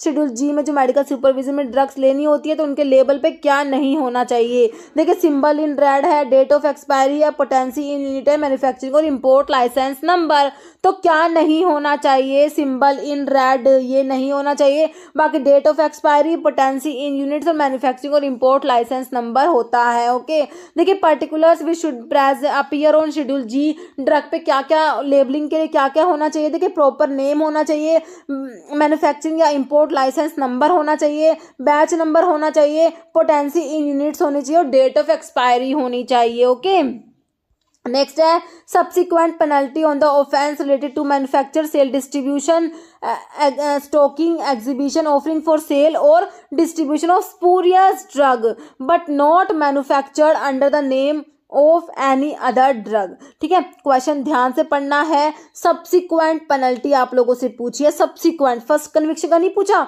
Subsequent penalty पूछा है। ओके, तो किसके लिए? Spurious drug but not manufactured under the name of another drug. Okay, तो manufacture, sale, distribution, stocking, exhibition, offering for sale और distribution of spurious drug but not manufactured under the name of another drug. ठीक है, तो option देख लीजिए, imprisonment up to 10 years और fine up to 20,000 और both, imprisonment for not less than 6 years to 10 years and fine not less than 10,000, imprisonment for 2 to 4 years and fine of not less than 5,000 और both, या imprisonment up to 10 years और fine up to 5,000 और both। Okay, तो इसका जो है answer आपका option जो है बी हो जाएगा, imprisonment for not less than 6 years to 10 years and fine of not less than 10,000। Okay, next question, licence for restricted sale of drug other than those specified in schedule C7X। देखिए, licence किसके लिए? Restricted के लिए पूछा है, restricted के लिए, other than C7X। तो यह भी रिसेंटली महाराष्ट्र में पूछा हुआ क्वेश्चन। ओके, देखिए, अदर देन C7X के लिए मैंने आपको क्या बताया था? अदर देन C7X के लिए क्या बताया था? फॉर्म नंबर 20, है ना। और आपसे रिस्ट्रिक्टेड के लिए पूछा तो मैंने क्या कहा था? आप 20 के आगे ए लगा दीजिए अगर रिस्ट्रिक्टेड की बात हो रही हो। रिटेल होता तो सिंपल 20 रख देते, होलसेल होता तो 20 के आगे बी लगा देते, और होलसेल विद मोटर व्हीकल होता तो 20 के आगे 2 बार बी लगा देते, सिंपल, है ना। तो आपका इसमें क्या हो जाएगा? 20, 20B, 21F या 20A। तो आपका हो जाएगा option D 20A, restricted cell की बात हो रही है। ओके, तो ये सेल की बात हो रही है, सेल लाइसेंस है और रिस्ट्रिक्टेड सेल है। ओके, नेक्स्ट है total number of nominated members in D tab. तो आपने डी टैब में मेंबर्स देखे थे ना, 5, 5, 8, जो एक्स ऑफिशियल तो 8 थे, इलेक्टेड नॉमिनेटेड 5 थे, है ना। तो आपसे क्या पूछा हुआ है कि कितने मतलब कि हैं आपके नॉमिनेटेड, कितने मेंबर है, कितने, ये भी रिसेंटली पूछा हुआ क्वेश्चन है। 5, 8, 6 या 4, तो कितने होते हैं? 5 होते हैं ना। ऑप्शन आपका ए राइट हो जाएगा। Next standard to be compiled with by imported drug is mentioned in. तो ये भी आपका रिसेंटली पूछा हुआ है। शेड्यूल एच में प्रिस्क्रिप्शन ड्रग आएगी, ए में सारी एप्लीकेशन फॉर्म आ जाएंगे। First schedule to the act, उसमें आपकी वो आयुर्वेदा सिद्धा यूनानी की बुक्स आती है। बचा क्या? Option D. तो आपका जो है second schedule to the act जो है उसमें आएगा standard to be compiled with the imported drug. Okay, next है life period of polio vaccine. देखिए, पोलियो वैक्सीन का लाइफ पीरियड आपने बताना है। व्हेन स्टोर करेंगे एट -20 डिग्री सेल्सियस पे अगर स्टोर करेंगे तो इसका लाइफ पीरियड कितना होता है? 12 मंथ, 24, 6 या 3 मंथ। तो कितना होता है? 24 मंथ हो जाएगा अगर -20 डिग्री सेल्सियस पे स्टोर करेंगे तो। ओके, नेक्स्ट है if the label or container bear the name of an individual और company purporting to be the manufacturer of drug which individual or company is fictitious or does not exist, it belongs to। तो कौन सी class की drug की बात हो रही है? हमने देखी थी मिस ब्रांडेड ड्रग देखी थी, अडल्ट्रेटेड, स्पूरियस, तीनों ही ड्रग देखी थी। तो फिक्टिशियस है या फिर डज नॉट एग्जिस्ट है, तो ये किस में आ जाएगा? आपका स्पूरियस में आ जाएगा ना। तो आपका ऑप्शन सी हो जाएगा, स्पूरियस ड्रग। ओके, नेक्स्ट है application for grant of a licence to cell, stock, exhibit or offer for sale और distribute drug other than those specified in schedule X by wholesale is in. देखिए, अब जो हमने licence देखे थे other than CC1X के लिए 20 देखा था, CC1 के लिए 21, तो वो हमारे क्या थे? वो हमें लाइसेंस थे। अब इनके लिए अप्लाई भी तो करना पड़ेगा ना। तो अभी एप्लीकेशन वाला पूछा आप लोगों से कि एप्लीकेशन के लिए बताना है। ओके, और किसके लिए? Other than those specified in schedule X.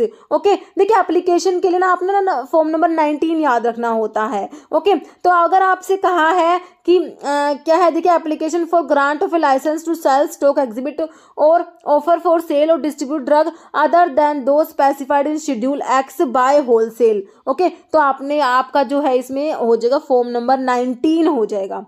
Okay, तो आंसर क्या हो जाएगा इसका? ऑप्शन ए हो जाएगा, फॉर्म नंबर 19 हो जाएगा। और अगर इसमें देखिए रिस्ट्रिक्टेड की बात होती तो फॉर्म नंबर 19 के आगे ए लगा देते, एप्लीकेशन की ही बात हो रही है ये। ओके, और अगर होता आपका मोटर व्हीकल होता तो इसमें 19 के आगे ना 2 बार ए लग जाता।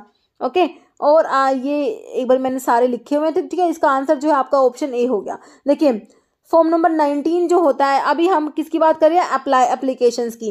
एप्लीकेशंस फॉर ग्रांट और renewal of licence to cell, stock, exhibit और distribute drug other than schedule X. Okay, और 19A जो होता है वो किसके लिए हो जाएगा, एप्लीकेशन फॉर ग्रांट और renewal of restricted license to cell stock exhibit और distribute drug to by retail by dealer who does not engage qualified person. ठीक है, रिस्ट्रिक्टेड की बात हो रही है तो 19 के आगे ए लगा देंगे। एप्लीकेशन की बात हो रही है, ध्यान से पढ़ना है। ओके, और लाइसेंस फॉर दिस, और इसके लाइसेंस इशू होता है 20A में। ओके, क्योंकि हमने जो है अदर देन CC1X के लिए क्या देखा था, 20 देखा था, और रिस्ट्रिक्टेड के लिए हमने 20A देख ही लिया है ना। रिस्ट्रिक्टेड के लिए ए लगा देते हैं। फिर आपका है जो 19AA किसके लिए, देखिए एप्लीकेशन फॉर ग्रांट और renewal of licence to cell stock exhibit और distribute drug form A motor vehicle. तो मैंने आपको बताया मोटोर व्हीकल जो आएगा तो आपने 19 के आगे 2 बार ए लगाना है। और इसका लाइसेंस हमने, इसमें लाइसेंस किसमें मिला था, हमने लाइसेंस देखा था 20 जो है बी हो जाएगा इसके लिए, फॉर्म नंबर 20B है ना। और जो है इसका फॉर्म नंबर 19B किसके लिए है, application for licence to cell stock exhibit sale और डिस्ट्रीब्यूट होम्योपैथिक मेडिसिन के लिए अप्लाई करेंगे फॉर्म नंबर 19B में। और लाइसेंस फॉर रिटेल, इसके रिटेल के लिए इशू होगा फॉर्म नंबर 20C में, और होलसेल के लिए इशू होगा फॉर्म नंबर 20D में, और certificate for renewal of license issue होता है फॉर्म नंबर 20E में। Okay, next application for grant और renewal of restricted license to cell stock exhibit और distribute drug by retail by dealer who does not engage qualified person. ये restricted की तो बात हो रही है ना, तो रिस्ट्रिक्टेड के लिए हमने क्या करना है, एप्लीकेशंस में क्या करना है, रिस्ट्रिक्टेड के लिए मैंने आपको बताया ए लगाना है, तो 19 के आगे सिंपल ए ही तो लगाना है ना, ऑप्शन ए हो जाएगा आपका।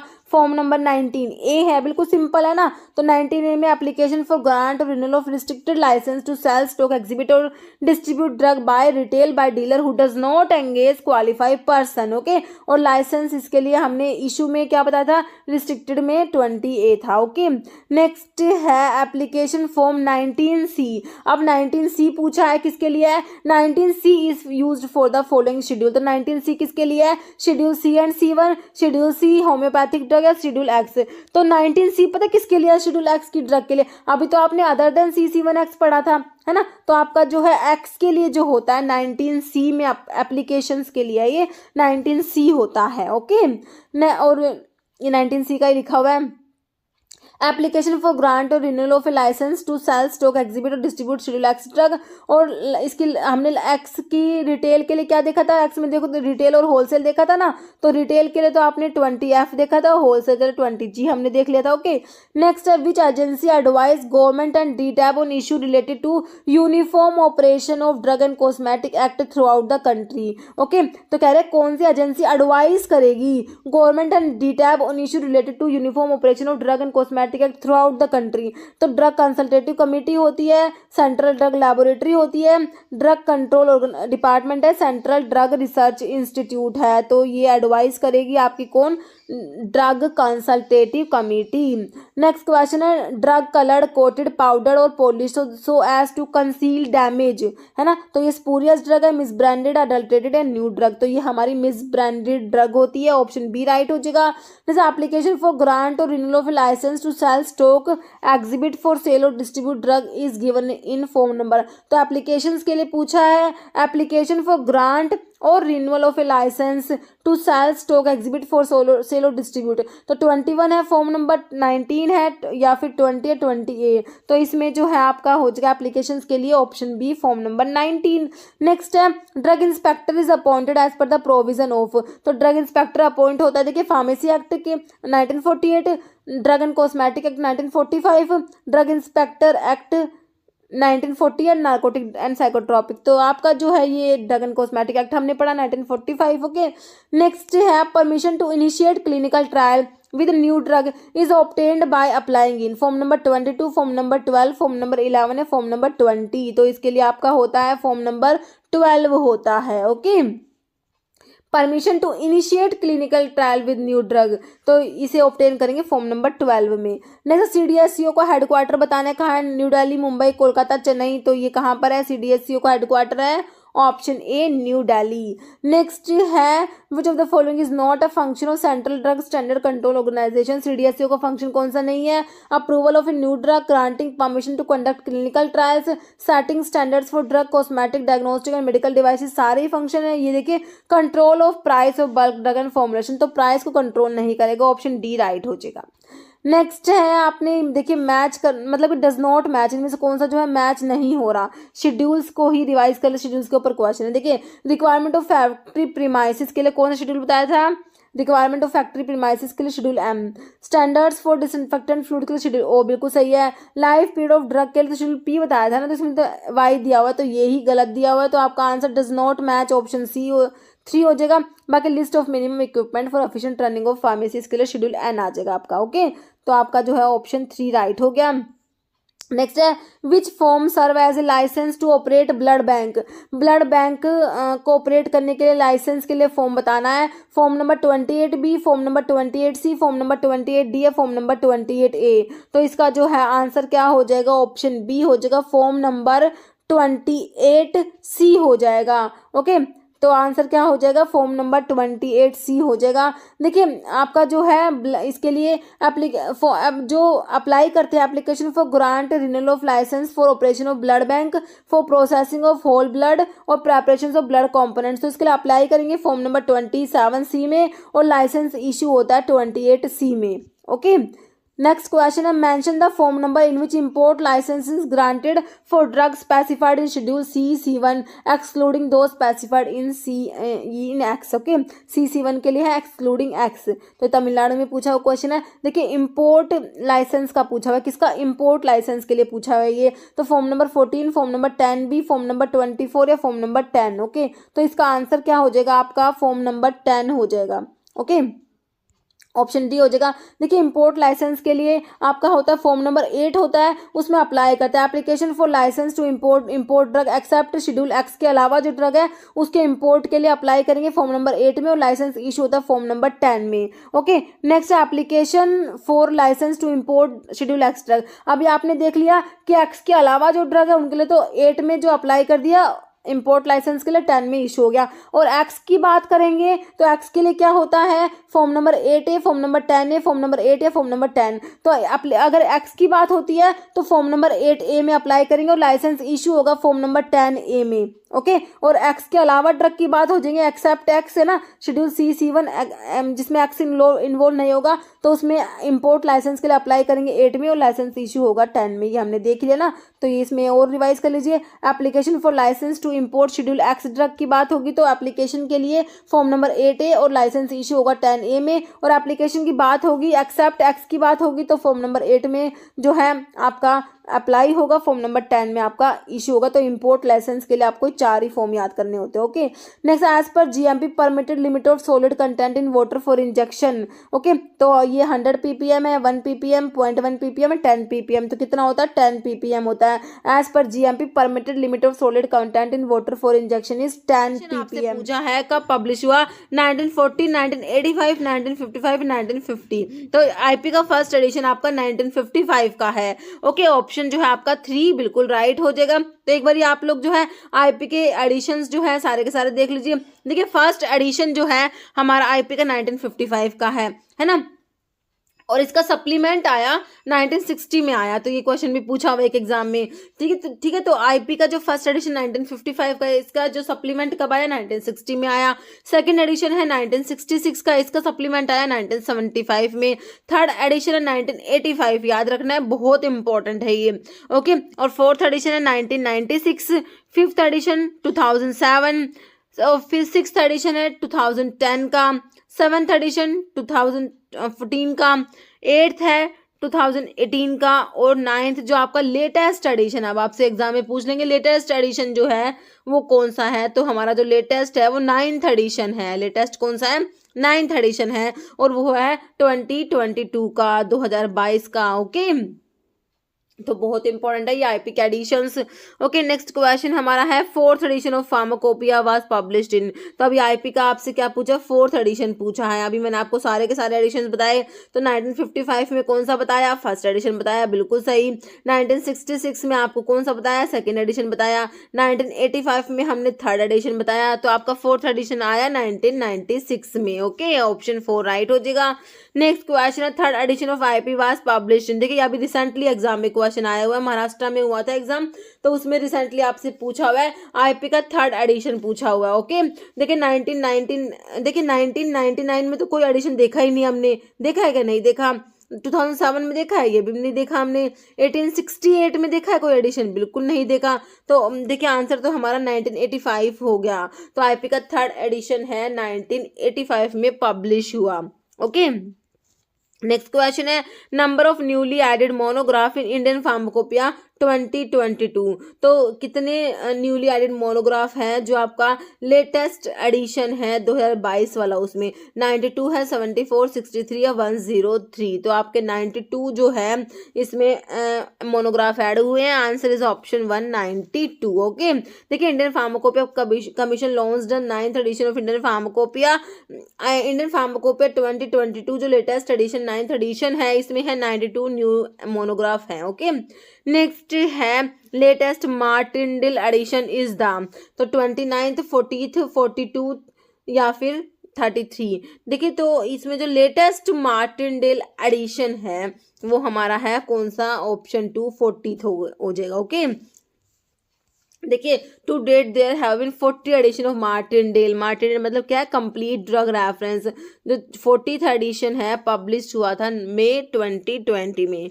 नेक्स्ट है इन 1885 विच of the following pharmacopoeia was made official in India. तो 1885 में कौन सा फार्माकोपिया ऑफिशियल हुआ था। देखिए Indian pharmacopoeia, European pharmacopoeia, United state pharmacopoeia या ब्रिटिश फार्माकोपिया। तो 1885 में 1885 में जो आपका फार्माकोपिया ऑफिशियल हुआ था वो हमारा था ब्रिटिश फार्माकोपिया था। ओके, तो ये देख लीजिए आपका रिसेंटली एमपीएससी का 2023 का ही क्वेश्चन है, तो ऑप्शन 4 हो जाएगा ब्रिटिश फार्माकोपिया। नेक्स्ट है in which year did the government of India published the Indian pharmacopoeia list which serve as a supplement to British pharmacopoeia. तो इंडियन फार्माकोपिया लिस्ट जो है वो कब पब्लिश करी थी गवर्नमेंट ऑफ इंडिया ने, है ना। देखिए 1945 है, 1946, 47 है, 48। तो ये आपका जो है आंसर हो जाएगा 1946 में, 1946 में जो है आपकी इंडियन फार्माकोपिया लिस्ट पब्लिश करी गई थी 1946 में। ओके, नेक्स्ट है एक्स्ट्रा फार्माकोपिया पूछा है, ये भी रिसेंटली पूछा हुआ है, बीपी, बीपीसी, आईपीएम, मार्टिनडेल। तो एक्स्ट्रा फार्माकोपिया होता है मार्टिनडेल। ओके, ऑप्शन 4 राइट हो जाएगा। नहीं, first British pharmacopoeia was published in, तो देखिए फर्स्ट बीपी वाला क्वेश्चन कितनी बार एग्जाम में आया। देखिए एमपीएससी में 2023 में आया, एमपी का फार्मासिस्ट का एग्जाम 2022 का उसमें आया, महाराष्ट्र में रिसेंटली एग्जाम हुआ डीएचएस का उसमें आया, और हिमाचल में 2020 में पूछा हुआ है। तो ये फर्स्ट बीपी वाज पब्लिश्ड इन बहुत सारे एग्जाम्स में आया, 1864, 1968, 1932, 1885। तो first BP was published in 1864। Answer is option 1। Okay, देखिए first British pharmacopoeia was published in 1864। British pharmacopoeia क्या है, नेशनल फार्माकोपिया है यूनाइटेड किंगडम का। It is an annually published, ठीक है, तो ये हर साल पब्लिश होता है। Annually published collection of quality standard for medical substance in UK which is used by individual and organization involved in pharmaceutical research, development, manufacture and testing. Okay, तो first BP publish हुआ 1864 में, और British pharmacopoeia national pharmacopoeia है United Kingdom का, और ये annually published होता है। नेक्स्ट है supplement of the second Indian pharmacopoeia was published in. तो आईपी का जो सेकंड एडिशन हम लोगों ने देखा है 1966 वाला, है ना। तो सेकंड एडिशन तो 1966 वाला है। तो कह रहे इसका सप्लीमेंट कब आया, तो देखिए सप्लीमेंट कब आएगा, 1960 में आएगा, बिल्कुल नहीं आएगा। 1966 में तो एडिशन आया, सप्लीमेंट इसके बाद ही आएगा, है ना। तो 1966 में एडिशन नहीं आया, तो ये ऑप्शन भी नहीं होगा। 1970 हो या फिर 1975 होगा। तो मैंने आपको क्या बताया था, 1975 आपका आंसर हो जाएगा। सप्लीमेंट जो है सेकंड एडिशन जो है इंडियन फार्माकोपिया का, उसका सप्लीमेंट आया 1975 में आया।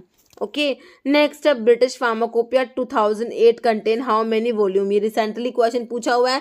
तो ब्रिटिश फार्माकोपिया 2008 जो है उसमें हाउ मेनी वॉल्यूम, कितने वॉल्यूम है, 4, 6, 5 या 1। तो कितने वॉल्यूम है, 6 वॉल्यूम है इसमें। ओके, नेक्स्ट क्वेश्चन है third edition of Indian pharmacopoeia was published in. तो आईपी का थर्ड एडिशन पूछा हुआ है, ये एमपी एनएचएम का जो फार्मासिस्ट का एग्जाम 2022 में हुआ था उसमें पूछा था थर्ड एडिशन। फर्स्ट एडिशन हमने देखा 1955 में देखा, सेकंड देखा 1966 में देखा, थर्ड कब देखा, ऑप्शन देखिए, ऑप्शन जो है 1 में दिया आपको 1985 में थर्ड एडिशन इंडियन फार्माकोपिया का पब्लिश हुआ था। Answer is option 1। Okay, next IP 2014 incorporate. तो आईपी 2014 जो है उसमें कितने मतलब कि मोनोग्राफ इनकॉर्पोरेट है, देखिए 1550 है, 2050 है, 2550 है, 3050 है। तो इसमें देखिए 2550 वाला ऑप्शन 3 राइट हो जाएगा। आईपी 2014 जो है इसमें कितने जो है मोनोग्राफ इनकॉर्पोरेट है, तो है 2550, ऑप्शन आपका 3 राइट हो जाएगा। ओके, तो आईपी जो है इसमें जो है 2548 मोनोग्राफ है, तो मतलब कि हमारे ऑप्शंस के अकॉर्डिंग 2550 वाला आंसर 2550 वाला आंसर राइट हो जाएगा, ऑप्शन 3। ओके, नेक्स्ट है 8th edition of IP was released in. तो ये भी रिसेंटली पूछा हुआ है, तो 8th एडिशन आप लोगों से पूछा हुआ है। तो 1919 में तो हमने कोई एडिशन देखा ही नहीं, 2001 में भी नहीं देखा, 2018 में देखा है, तो जो आपका है 8th एडिशन हो जाएगा, है ना, क्योंकि जो आपका 8th एडिशन है वो 2018 का है। उसके बाद आपका 9th एडिशन रिसेंट एडिशन जो आपका मतलब कि लेटेस्ट एडिशन आया 2022 में आया, है ना। तो आपका जो है ये 2020 में भी हमारा तो कोई एडिशन है ही नहीं, तो ये वाला ऑप्शन वैसे ही कट जाना था। तो आपका आंसर तो ऑप्शन सी हो गया। 8th एडिशन आईपी का रिलीज हुआ 2018 में, 2018 में, ऑप्शन सी राइट हो जाएगा। ओके, नेक्स्ट है इंडियन फार्माकोपिया यूज। तो इंडियन फार्माकोपिया में क्या यूज है, मीट्रिक सिस्टम यूज होता है, अवॉइड पॉइस सिस्टम, अपोथेकेरिस या ऑल। तो देखिए इंडियन फार्माकोपिया में मीट्रिक सिस्टम यूज होता है, ऑप्शन 1 राइट हो जाएगा। Okay, next supplement to IP 1955। तो आईपी 1955 जो हमारा फर्स्ट एडिशन जो है इंडियन फार्माकोपिया का, इसका सप्लीमेंट जो है कौन से ईयर में पब्लिश हुआ, 1958 में, 59 में, 60 में या 61 में। तो इसका सप्लीमेंट आया आपका 1960 में, 1960 में आया। आईपी के फर्स्ट एडिशन 1955 वाला है, इसका सप्लीमेंट कब आया, 1960 में आया। ओके, ऑप्शन सी आपका बिल्कुल राइट हो जाएगा। ध्यान रखना है, फर्स्ट एडिशन का सप्लीमेंट 1960 में आया और सेकंड एडिशन का सप्लीमेंट हमने 1975 में देखा था क्वेश्चन में। ओके, नेक्स्ट है Indian pharmacopoeia list was published as a supplement to. तो इंडियन फार्माकोपिया लिस्ट जो पब्लिश हुई थी as a supplement to USP, British pharmacopoeia, Indian pharmacopoeia of India या आईपीसी। तो Indian pharmacopoeia list was published as a supplement to British pharmacopoeia. Okay, option आपका B right हो जाएगा। देखिए government of India published the Indian pharmacopoeia list 1946 में publish करी थी as a supplement to British pharmacopoeia. Okay, next first USP was published. तो first USP publish हुआ तो कौन सी लैंग्वेज में, इंग्लिश में, फ्रेंच में, लैटिन या दोनों, इंग्लिश और लैटिन दोनों में। तो फर्स्ट जो यूएसपी आपका पब्लिश हुआ वो English and Latin both language. Answer is option D. Okay, next है second edition of Indian pharmacopoeia publish in the year. तो सेकंड एडिशन कब पब्लिश हुआ, अंडर द चेयरमैनशिप ऑफ, ठीक है, किसकी चेयरमैनशिप में जो है पब्लिश हुआ। तो फर्स्ट एडिशन 1955 देखा हमने और सेकंड कब देखा, 1966 देखा। तो ऑप्शंस में देखिए ये 55 में तो फर्स्ट एडिशन हुआ तो ऑप्शन काट देंगे, 96 भी नहीं होगा आपका, या तो ए होगा या बी होगा, ठीक है। तो 1966 हो जाएगा और चेयरमैनशिप हो जाएगा आपका कौन सा, डॉक्टर बी मुखर्जी, ऑप्शन आपका ए राइट हो जाएगा। Second edition of Indian pharmacopoeia was published in the year 1966 under the chairmanship of doctor B Mukherjee. Okay, तो आपका ये आंसर हो जाएगा। नेक्स्ट है sixth edition of Indian pharmacopoeia was published in. तो आईपी का सिक्स्थ एडिशन आप लोगों से पूछा हुआ है, 2004 है, 2010 है, 14 है या 18 है। ओके, तो देखिए आपका जो है ये 4 वाला 5th एडिशन है, 10 वाला है 6th एडिशन, 7th एडिशन है 14 वाला और 18 वाला है जो आपका 8th एडिशन है। ओके, और 9th जो आपका लेटेस्ट है 2022 वाला। तो 6th एडिशन आपका हो जाएगा 2010, है ना। आंसर इज ऑप्शन बी आपका राइट हो जाएगा। Next standards for insulin was introduced in the USP in the year. तो इंसुलिन के लिए स्टैंडर्ड्स इंट्रोड्यूस हुए यूएसपी में कौन से साल में, 1937, 1938, 1941 या 1949। तो ये ऑप्शन 3 1941 हो जाएगा। ओके, नेक्स्ट है latest edition of Indian pharmacopoeia was launched in which year. देख लिया जी, अभी लेटेस्ट क्वेश्चन है, उड़ीसा में जो 2023 में ओएसएससी वाला पेपर हुआ था उसमें पूछा हुआ है, latest edition of Indian pharmacopoeia was launched in which year, 2017 है, 2022 है, 2018 है, 2020। तो लेटेस्ट एडिशन जो हमारा 9th एडिशन है वो है हमारा ऑप्शन बी हो जाएगा, 2022 वाला लेटेस्ट एडिशन है। ओके, ऑप्शन बी आपका राइट हो जाएगा। नहीं, British register of adverse reaction was established इन, तो ये सीआरपीएफ में पूछा हुआ क्वेश्चन है। 1964, 1972, 1975 एंड 1961। तो ये आंसर हो जाएगा आपका 1964। Okay, British register of adverse reaction was established in 1964। Next है, from which of the following year British pharmacopoeia was made official in India. तो बीपी कब ऑफिशियल हुआ, ये भी रिसेंटली 2023 में ही क्वेश्चन पूछा गया है। 1885, 1950, 1893 या 1869। तो ये जो है बीपी ऑफिशियल हुआ था कब, ऑप्शन 1 1885 आपका हो जाएगा। ओके, नेक्स्ट क्वेश्चन है, edition of Indian pharmacopoeia was publish in 1966। तो ये भी 2023 में पूछा हुआ क्वेश्चन आपसे। तो कौन सा एडिशन है 1966 में पब्लिश हुआ, तो 55 में तो हमने आपका फर्स्ट एडिशन बताया, और 66 में कौन सा बताया, सेकंड एडिशन बताया। बिल्कुल सिंपल आंसर है, तो सेकंड एडिशन आप लोगों का हो जाएगा। आंसर इज ऑप्शन ए हो जाएगा। सेकंड एडिशन जो है इंडियन फार्माकोपिया का पब्लिश हुआ था 1966 में। ओके, तो इसमें जो है हमारे फार्माकोपिया के क्वेश्चंस इतने ही थे इसमें। ओके, तो अभी जो है हमेशा की तरह एक क्वेश्चन का आंसर जिसका आप लोग देना मतलब जिसका आंसर आप लोगों को देना है। आप लोगों के लिए क्या क्वेश्चन है, first edition of Indian pharmacopoeia was published in the year 1940, 1985, 1955, 1950। तो इसका आंसर आप लोगों ने कमेंट बॉक्स में देना है। इस वीडियो में इतना ही। अगर आपको वीडियो अच्छी लगे तो लाइक करना, शेयर करना, चैनल पर नए हैं तो मैं आप लोगों से रिक्वेस्ट है कि चैनल को प्लीज सब्सक्राइब जरूर करना। Okay, thank you.